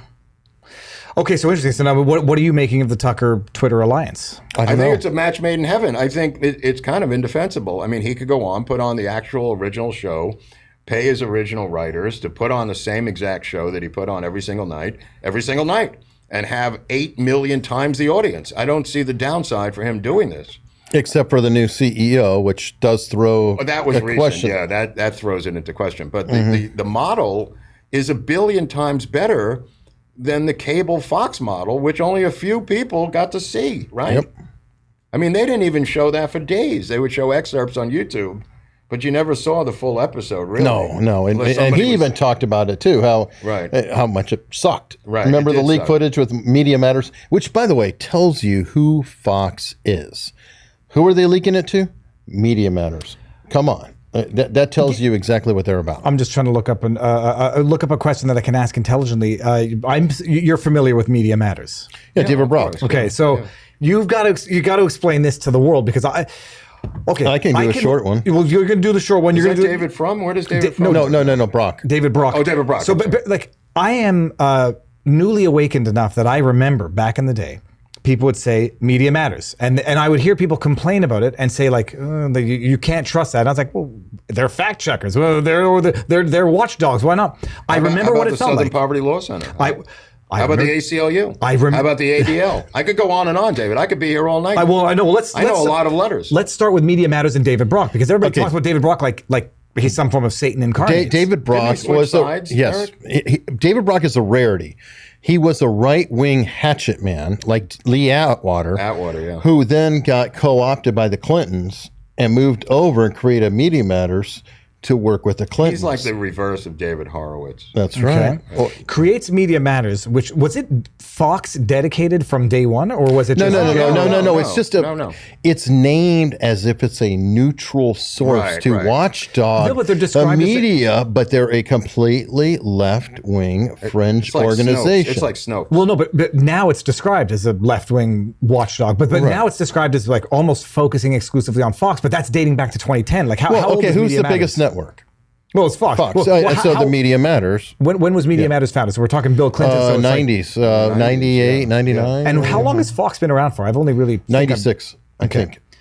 Okay, so they might have actually been quasi-Fox dedicated, but certainly right-wing at the time were they trying to pass themselves off as objective neutral? Right. The name, everything about it is like, yes, we're a neutral watchdog of the media. George Soros has had some funding interest of Media Matters. I'm sure he enjoys their product, but I don't know if he funds them. I mean, he's going in directly through NGOs and think tanks and DAs. Well, even the DAs, there's a buffer. Oh yeah. It's not him. So he can say, "I didn't do that." It's not him writing a check to a DA. It's going through. Going through. What was I think it was Media Matters where he gave $1 million in 2010. I'm just trying to think. I found this. I found confirmation. It's possible. I don't know. Okay, so Media Matters, absolutely politically corrupt institution from its inception.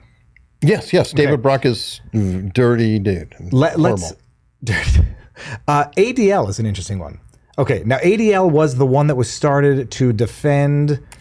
It had to do with Anti-Defamation League. But there was someone who they said was wrongfully convicted.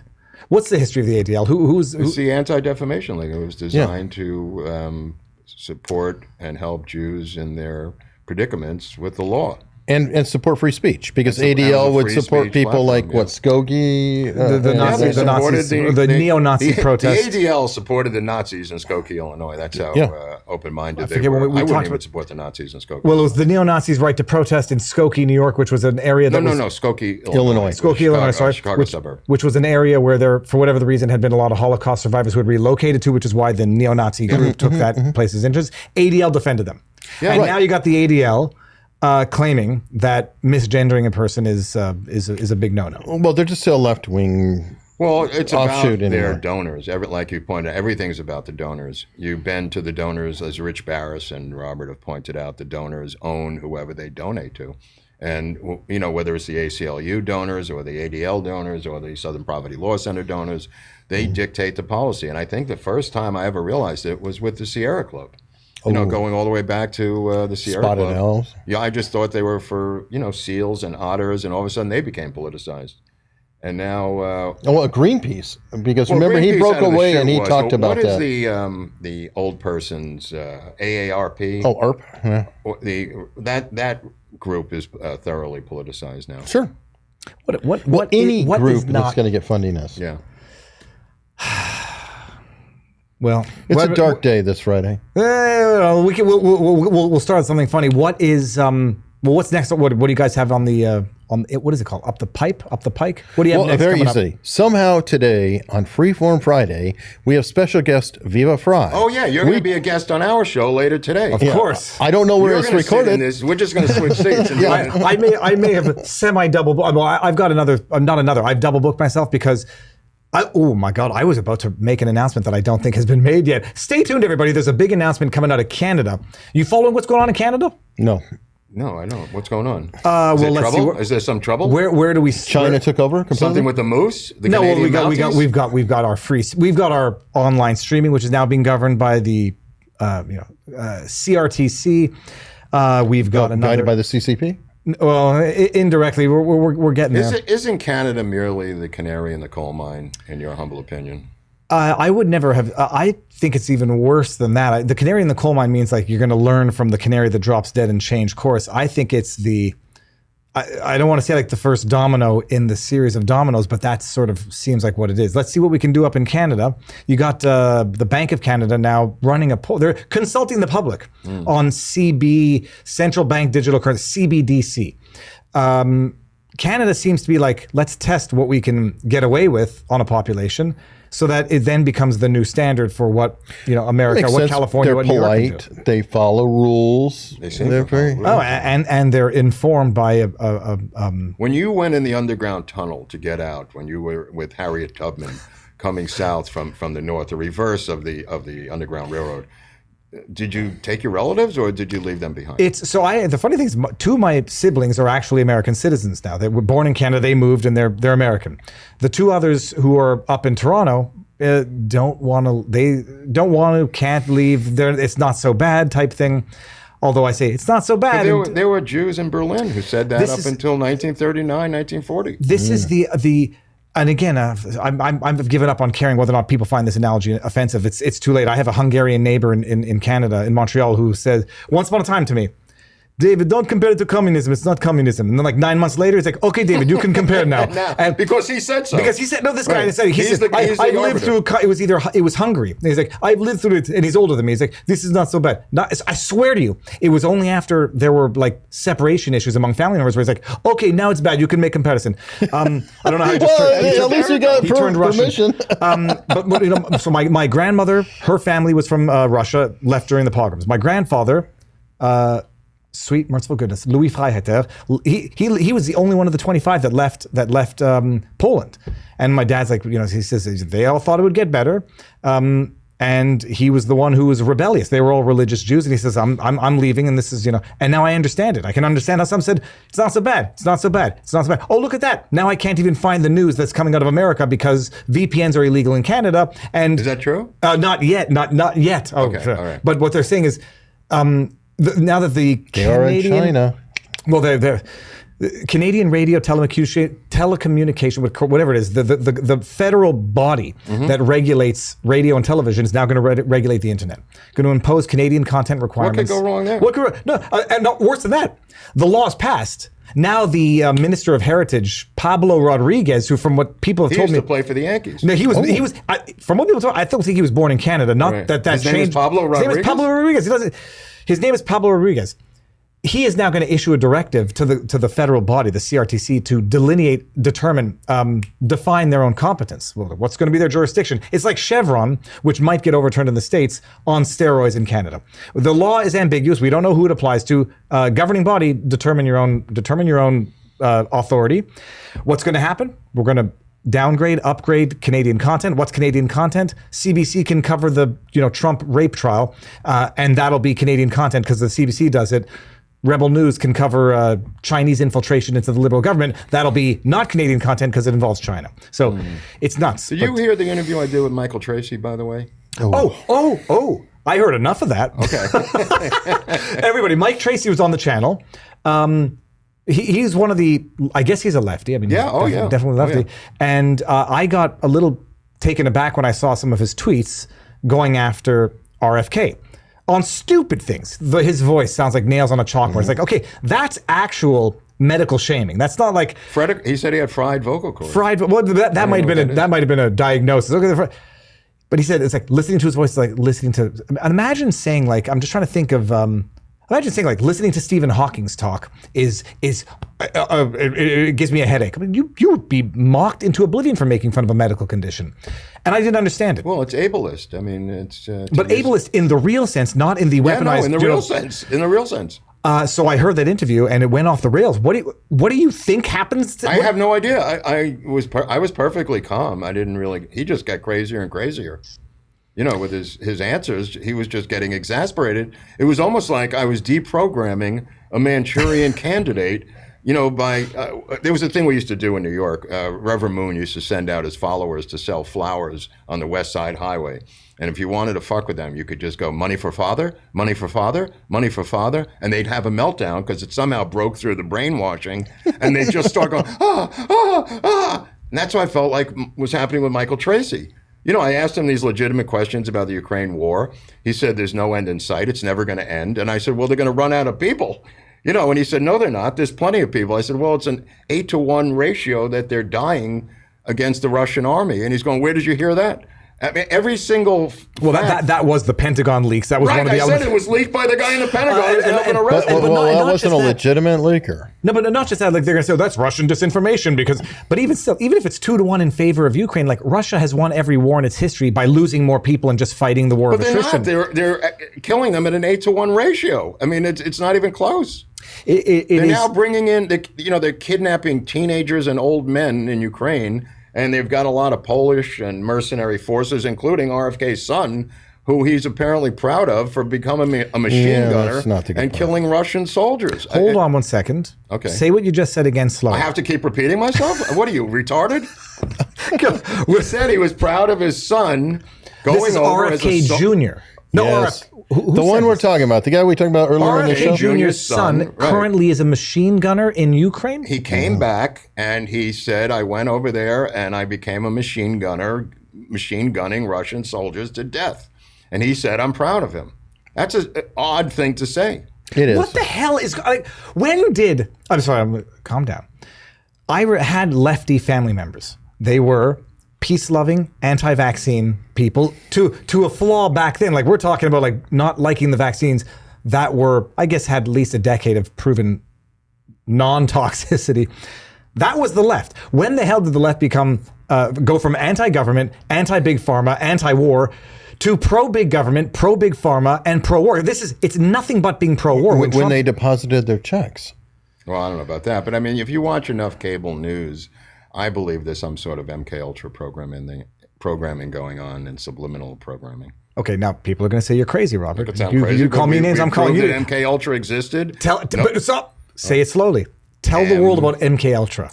Well, it was a multifaceted CIA programming involving drugging, brainwashing, amnesia-inducing drugs to implant new memories into people's brains. It's spread out over a period of 20 years involving numerous things. Some of it up at McGill University. I was just hold on, watch our episodes. Dr. Cameron up there in Canada. In the Allen Memorial, correct? Right, absolutely. And they were put into trances or deep sleep, and then they were running Fed tapes LSD. over and over. And let's just say this. This is fact, people. I mean, everyone But it watching wasn't now. fact when it was happening. No, People were mocked when they were saying When they that would escape and say they're putting me on, and they would also, if I'm not mistaken, test on homeless people. Yeah. and well, prisoners out of Lexington, but the mentally ill. Kentucky. The Allen Memorial was a mental institution. There was a prisoner in Lexington, Kentucky, the federal prison down there, that they gave these prisoners hundreds and hundreds of hits of acid daily for periods of months at a time. And one of them who came out and became a psychopathic killer was a guy named Whitey Bulger. Yep. And he was part of that Lexington, Kentucky prison drug experiment. And by the way, they were also doing it in Harvard, where there was another guy, Right. a gentleman by the name of Theodore Kaczynski, Kaczynski who was is part now. of it too. Okay, Anyway, hold my on. belief This is overload here. Yeah, my belief is there's a current MK Ultra program subliminally going on through cable news and other levels of media and information dissemination. Hold on one second. I know it sounds crazy. No, it doesn't. It only sounds crazy if you don't know the past. I mean, that's the bottom line. Whitey Bulger. Now that I'm thinking, because I saw Black Mass, and now I get that entire discussion that occurred in that movie where they said that he was, and he looked. Well, I mean, Johnny Depp was great in that. Now that makes sense. Ted Kaczynski, the Unabomber. MK Ultra. You got to flesh that out, because I remember now. He was one of the most brilliant people in the world. A lot of the environmentalist eco-terror movement is based on his teachings, but he was a professor. I believe he was at least a student professor at Harvard. And dosed, but they were dosing everybody at Harvard. I mean, Timothy Leary was involved with some of that. They're dosing him. He's a professor at Harvard, Ted Kaczynski, before going off the rails. Oh, he's one of the most MIT. Is he was doing a math Harvard engineer genius? So does he voluntarily start doing LSD because it was part of the? I think so. Yeah. Then he gets co-opted by the CIA, by intelligence. No, I don't know what the exact relationship was, but he ends up in the MK Ultra project. Oh yeah. A lot of people did. I mean, there's Operation Midnight Climax up in San Francisco. Explain what that is. This is new to me. This was a two-way mirror in an that's a good apartment where they would bring in prostitutes to seduce men and dose them with acid to see if they would talk. Everything was about trying to control Soviet spies or to deprogram, in theory, deprogram Soviet spies and to reprogram them. It came out of North Korea, Right. when we had the prisoners who spoke against the United States and said that we committed horrible deeds. And they said, we can't have that. How do we reprogram prisoners them? of war came back from the Korean War, American U.S. POWs who claimed that we had used biological warfare. See our episodes, Jolly West and Sidney Gottlieb. Sidney Gottlieb and Jolly West You make episodes. me a list itinerary, and I'll put it in the pinned comment of this. There's going to be a lot of episodes. It'll be your homework. Look, We used biological warfare in the Korean War, and that was the last thing we wanted to hear. And these POWs came out and said that when they came back.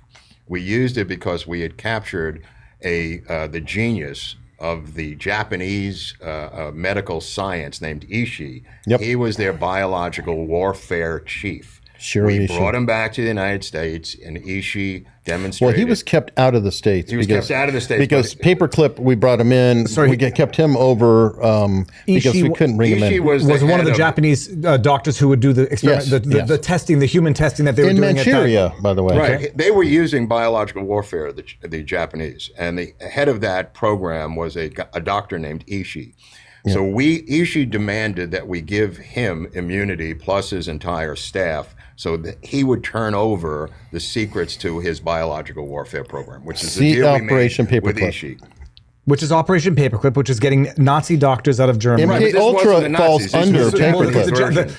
I presume most people know that the Japanese were doing their fair share of horrific experimentation. Vivisection. What was the name of the unit? It was Unit 9 or something, where they did the experimentation. 81. Oh God, I don't remember. Where the Japanese were doing what the Nazis were doing, like vivisections, horrible testing on humans. They actually taught the Nazis. 731. Somebody had a in the meeting chat, of I think that's right. Nazi doctors with the Japanese doctors before the war. and they exchange knowledge on this. Peers, man. They get little peer studies and when I growing up, and we always learned don't mistake someone who's Chinese for Japanese because they have a history that they're both rival. Rape of Nanking, of course. And so the road to Nanking, which was when they just went in and ravaged towns, used men as bayonet targets. If people don't, I mean, anybody watching doesn't know about the Japanese experimentation on I guess it was primarily the Chinese, but on a slew of people during World War II. Look it up. Well, the Bataan Death March, if you want the American version, what they did with us. I mean, it was bad times. And so after the war, as part of Operation Paperclip, for whatever the reason, explain this because this is a real thing. This is how they're trying to get the Nazi doctors who did the experimentations out of Germany. Give them citizenship. Give them. Okay, it's worse than that because when Sidney Gottlieb goes over and meets with the Nazi doctors in Germany, we begin MK Ultra and the experimentation first on Russian soldiers and Russian prisoners in a house in Germany, and that's where the CIA in 1949, even before that, the OSS. In 45, 46, 47 begins the experiments to determine if they can brainwash and implant memories into Russian prisoners. Then it expands to U.S. military, it expands to American prisoners, it expands to college kids. That's how LSD becomes part of the American pop culture. It's through the experiments. And then the other half got recruited into NASA to build the space program. So I'm sorry, this might be like one of those paradigm shifting moments. The LSD movement, free your mind.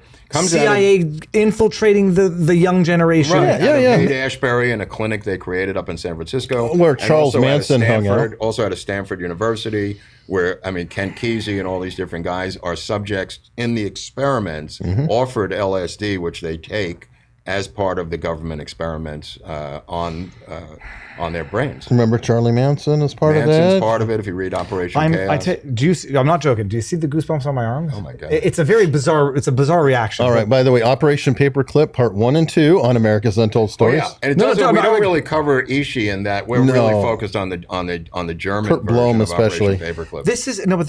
This is I feel like a young child who just either discovered that Santa Claus doesn't exist or discovered that the universe is infinite. This is like intelligence creating a movement within youth, and the purposes of what? To fuck with people's brains so that you can. No, not really. Their main purpose was to originally was to have a defense system in case our guys were caught behind enemy lines. Well, and also to program, because the other half of it was to deliberately create a split personality. Right. So that way you could tell somebody, okay, Mark, I've given you your orders, and then you go, you do your own thing, and then somebody whispers in your ear, kind of like somebody whispered to Sirhan in his ear, and then boom, flip the switch, and then you reveal the information. A movie comes out called The Manchurian Candidate. Yeah, people are saying watch the original, not based on the book. The Manchurian Candidate comes out of this situation that we're describing when the POWs come back from North Korea. Yep. And that's what The Manchurian Candidate is based on. Someone's calling me naive in the chat. Others are saying Santa Claus doesn't exist. No, but that's just an amazing way to view like the LSD. I mean, I knew it was created by intelligence of the government. They were experimenting. Well, no, it was created by a Swiss Labs, Hoffman, an actual Hoffman with 2 N's. Yeah, it was created by a legitimate person. He didn't know what to do with it, so the CIA said, "We'll buy it all." The CIA went out and bought every single ounce of LSD available on the world market. They took What was it originally created for? Sandoz Labs. It was but what were they using it for? He was creating different things. It was an accident. It was an accident. He didn't mean to. He wound up being induced by it. I don't know if he dripped, whatever it was, but and he's like, he found out what the condition was, and the CIA heard. They were like, bicycle through the woods. There's a book by. Quest for Manchurian Candidate, because the CIA was looking at mescaline, they were looking at cannabis and everything else. I just love it that this is the same institutions that that the left today are saying abide, obey. Okay, now people are saying, okay, so hold on a second, we're going to get back to Kaczynski being absorbed by he wasn't infiltrated. He was just dosed into Harvard when he was there. I mean, a lot of students. So when does he lose his mind, and what does the he ends up in the cabin in the woods? I think that he probably was a schizophrenic already, going by his brother, from what I understand. But he was dosed a lot. He was a brilliant person. And then was he known to authorities before he did what he did? No, but here's a great His brother description knew for a long time. His brother, Outed him. his His sister-in-law outed him. Yeah. And then his brother, but I've had John Fitzgerald on my other show, who's a linguist, and he described Ted Kaczynski well. He was a brilliant, brilliant person who made a lot of sense, except he liked to bomb people. I mean, it literally is that. His writings are incredible. He is the unofficial, indirect founder of the eco-terrorist movement in the United States. Yes. He is their Bob Dylan. They worship this guy, and his manifesto is now part of the eco-terrorist movement. When he talked about putting spikes in trees, so the Forest Service was cutting down trees with chainsaws, and they would hit these spikes and be injured. That comes from Ted Kaczynski. The eco-terrorist movement followed what he taught. He is their leader. Even now, in being imprisoned in Supermax in Colorado. Here's another interesting factor. He's so perfect in his language that he got caught because of his perfection of the manifesto. And what it was is that we have a saying: you can't have your cake and eat it.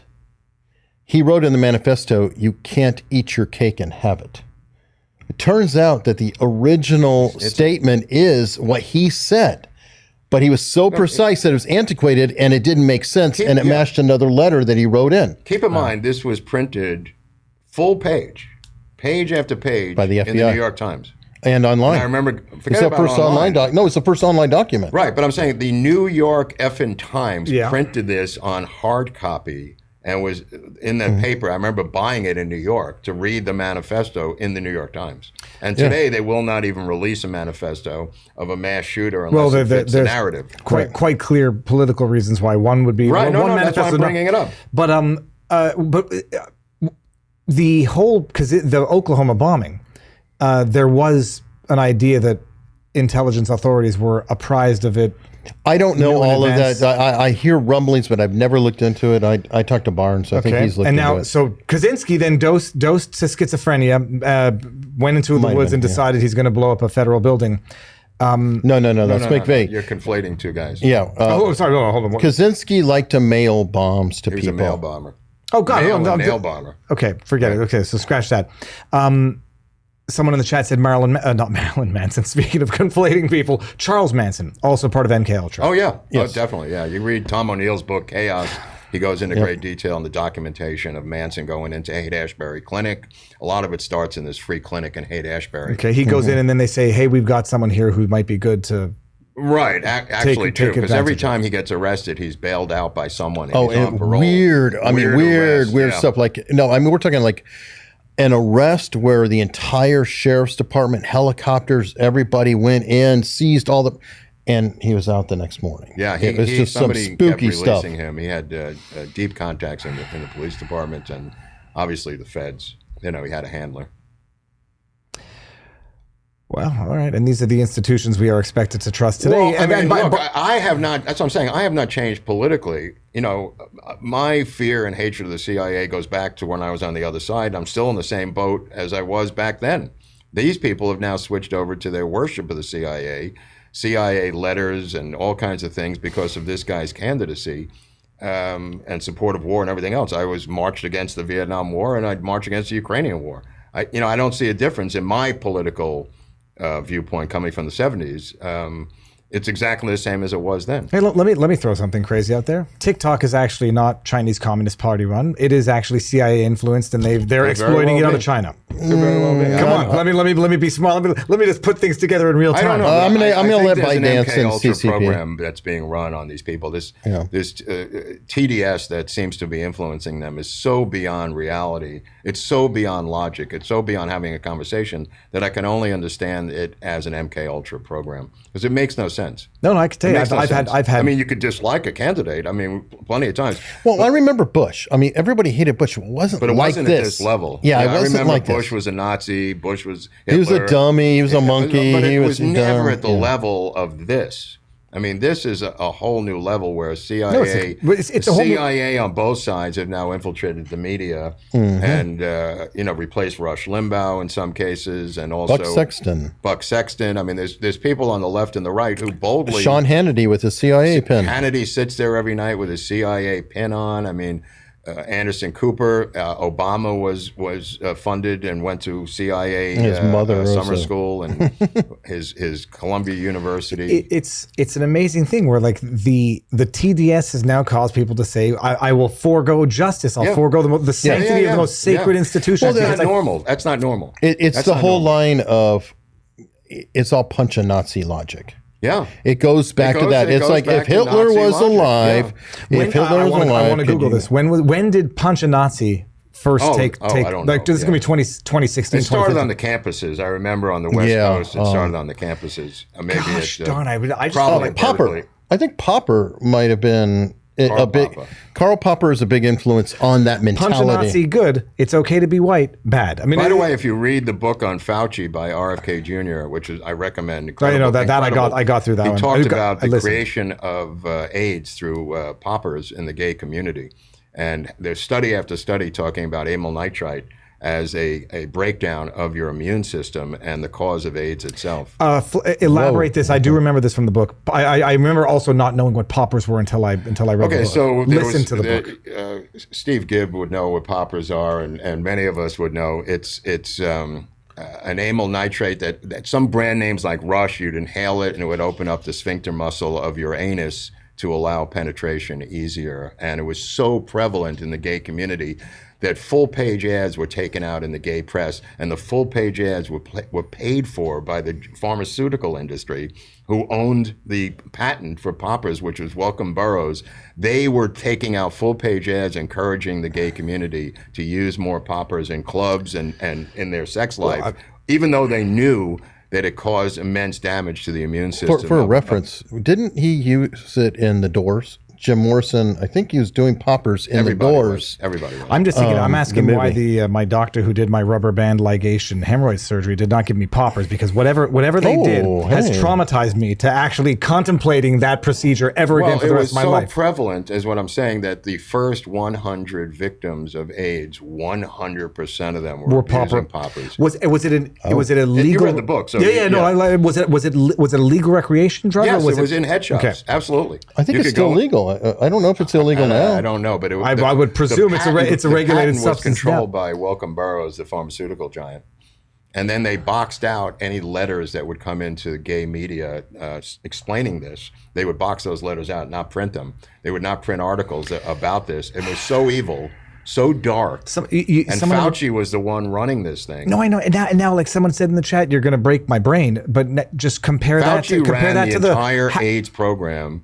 And AZT was the drug that Fauci shoved down. Had a patent for, I believe. Shoved down their throats. It killed people faster than AIDS. Hundreds of thousands of gays with AIDS, and he was in bed with the pharmaceutical companies. And he was preventing the what was it? The community had established like certain over-the-counter protocols that were more effective treatment than AZT. He was making that.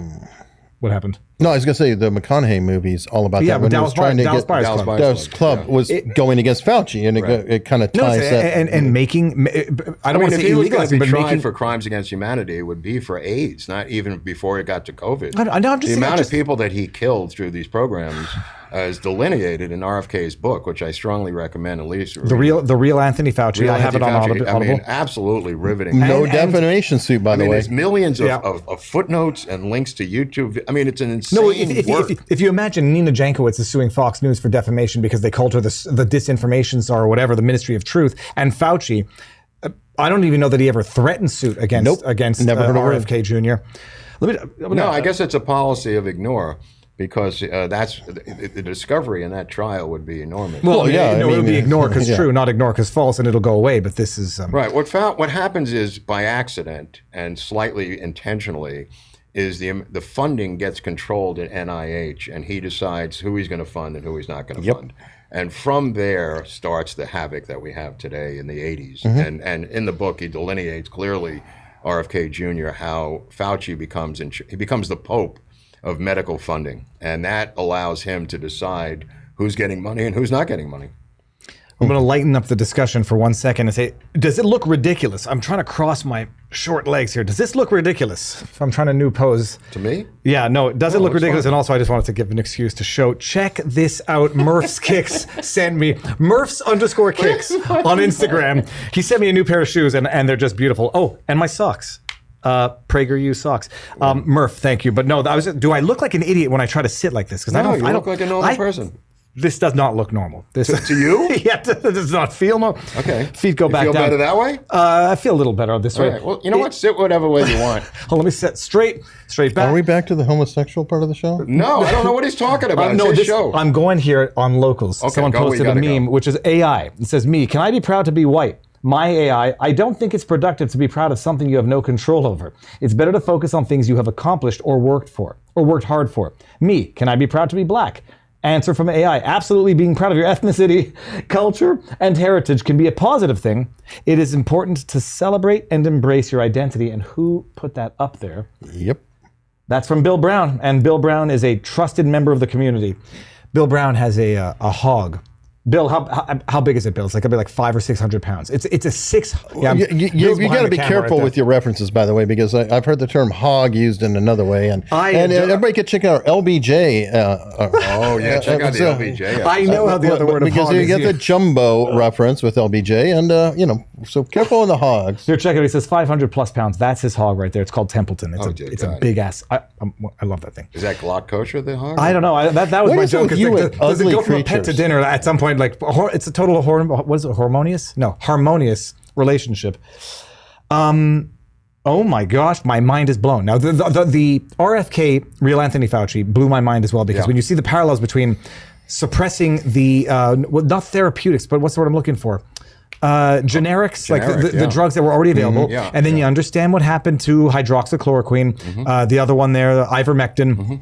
You see what they did. Now, the whole movie of the Dallas Buyers Club makes sense in retrospect because I had no way of contextualizing it, that they were not allowing the gay community in the AIDS epidemic to access, over-the-counter drugs. Well, look what Fauci does, and if you follow in the book, he brings all the gay leaders in as consultants and puts them on the payroll.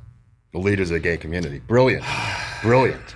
And they control the gay media, so they march to Fauci's tune, and Fauci's paying them. Outrageous. Okay. We can go on forever, but what else is on your mind? Eric? Freeform Friday coming up this afternoon. Oh yeah, we're gonna do Freeform Friday. Well, you know what? If we're gonna do it, we got to start. We gotta get out of here. Start to go moving do back. back on the north. channel. It's at 5:30. Okay, yeah, 5:30. Or 5, your house. was it 5 or 5:30? Are you 5:30 coming? Are you Eastern. coming over for dinner? I have to. I got to do the show. I know. It's like drag good. this guy anywhere. Marion, he's coming over for dinner. Okay. Well, so let's end this. Yeah, and then we'll pick it up there. But hold on, I can't It's see. going to take us 5 days. Well, to get you know out what? there. While you're waiting for us to Friday end, how afternoon. about you subscribe to America's Untold Listen to Stories Hunley, because on YouTube and Rumble? Subscribe to both places I'm because so glad locals. What about locals? Yeah, but I got a locals unstructured.locals.com. harness that's unbelievable from locals. Now- That's right. Harness, and I got a memo book. Yep, locals right here. We've got some one sort too, of a guys. book. Am I able to see if there were any tips? I'm going to go to Rumble and just see what's going on I'll Rumble. give you a tip. Get off of there. No, Race, because and I get want to out. answer the questions. If Oh. anyone had any questions in here, Rumble. I'm going to go to Rumble, people. Hold on one second. Oh, well, look at that. We're on the cover there. Oh, Okay, my. hold on now. Do I see any Rumble? Hey, we're on plans? Rumble too, folks. I mean, come on. Just We're on, click we're on right over Rumble. there. Well, you got to subscribe to them. America's Untold Stories. Oh, you'll send me all the links. Viva Frei, you all know what to do. So Blanc Givre says, end this. I just joined. Oh, I want to just give a shout out to Steve Gibbs' new album that's dropped on Facebook. Do it. But, okay, so I wasn't going to say this because I don't want to drop names and I don't want. So No. Steve Gibbs comes in Right. with you, and I say, first of all, he looks virtually identical to Bryce Eddy that I did an interview with yesterday. I was like, how did you get down here so fast, Bryce? And Steve Gibbs is the son. Steve Gibb is the son of Barry Gibb, the singer from the Bee Gees. Very popular group. And he's got his own group, and they just released their first single. It's called "I Killed the Robot" or "I Killed the Robot." Andy Not "I Killed the Fantastic. Robot." You got to hear Uncle? this. Kill the You got Robot. to hear this. It's unbelievable. Can I play it here? Is Or would Andy that Gibbs' be uncle cool? then, or- Yeah. Okay, so hold on. We're going to do this. Check this out, peeps. Do I play it off Instagram? You can play it off Spotify or YouTube. I'll go to YouTube because I don't think I have unbelievable. Spotify. Kill the Robot. And we're going to hear this. Kill the Robot, Joel Fletcher, Kill the Robot Band, Kill the Robots, or Kill the Robot? Kill the Robot Band. Okay, and is it called Kill the We Robot can play it on Atomic our Haze? show if we don't get copyright Okay, claims. guys, check this out. No, forget that. He's the copyright. He would give me the strike. We're going to do it, people. He would give me the strike. I know, I don't He'd know. give him a strike anyway after he plays it. Okay, so here. Do you hear this, guys? I hear something. This is an exclusive. It's not an exclusive. It's on YouTube. It is exclusive. Holy crap! It's okay. Listen, people. Oh, and you can see the video too. Who did the video? It's incredible. Brian Fitzpatrick did the video. Genius video. Let's go like this. Dude, I started tripping watching the video, and I haven't done acid in 30 years. I was having flashbacks. I started to eat my own intestines at one point. I opened my stomach and took out my intestines. Okay, it's getting started. Look at this. Yes. This is my first time hearing this. This is cool. I'm trying to predict what the vocals are going to be.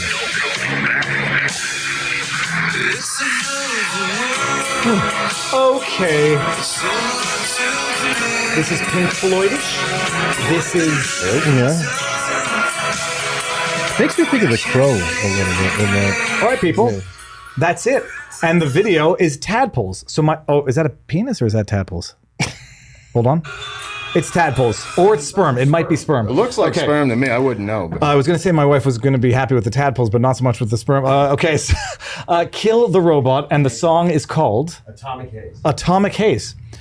That'll be in the link also. All right. Okay, no, we really do have to get on the road if we're going to Yeah, make no, back in time. Rumble Locals, this was phenomenal. You like should this? visit more often. Well, we're going to do it in a couple hours. Okay, so we'll do it go again. over to America's Wait Untold until you Stories. see the setup at home. Oh, is it better than this? Or It is. You have to dodge animal feces. So you have to do you dodge have poop. animals with no legs? Or I got something? one What's the with deal? One that paralyzed. drags. One is on a skateboard or something. No, she just scoots along the ground. But the only thing is, like, the blind one also just randomly. There's one poops in the blind, house. you We got think? a blind a West Highland Terrier and a paralyzed puggle. Right. I know there's a joke in there somewhere. Oh yeah, well between the two of them we have one functional dog, but between That's funny. They're good dogs. That's funny.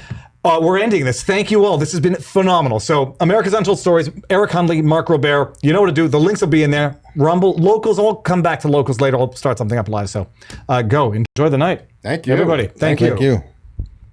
Now, just in case the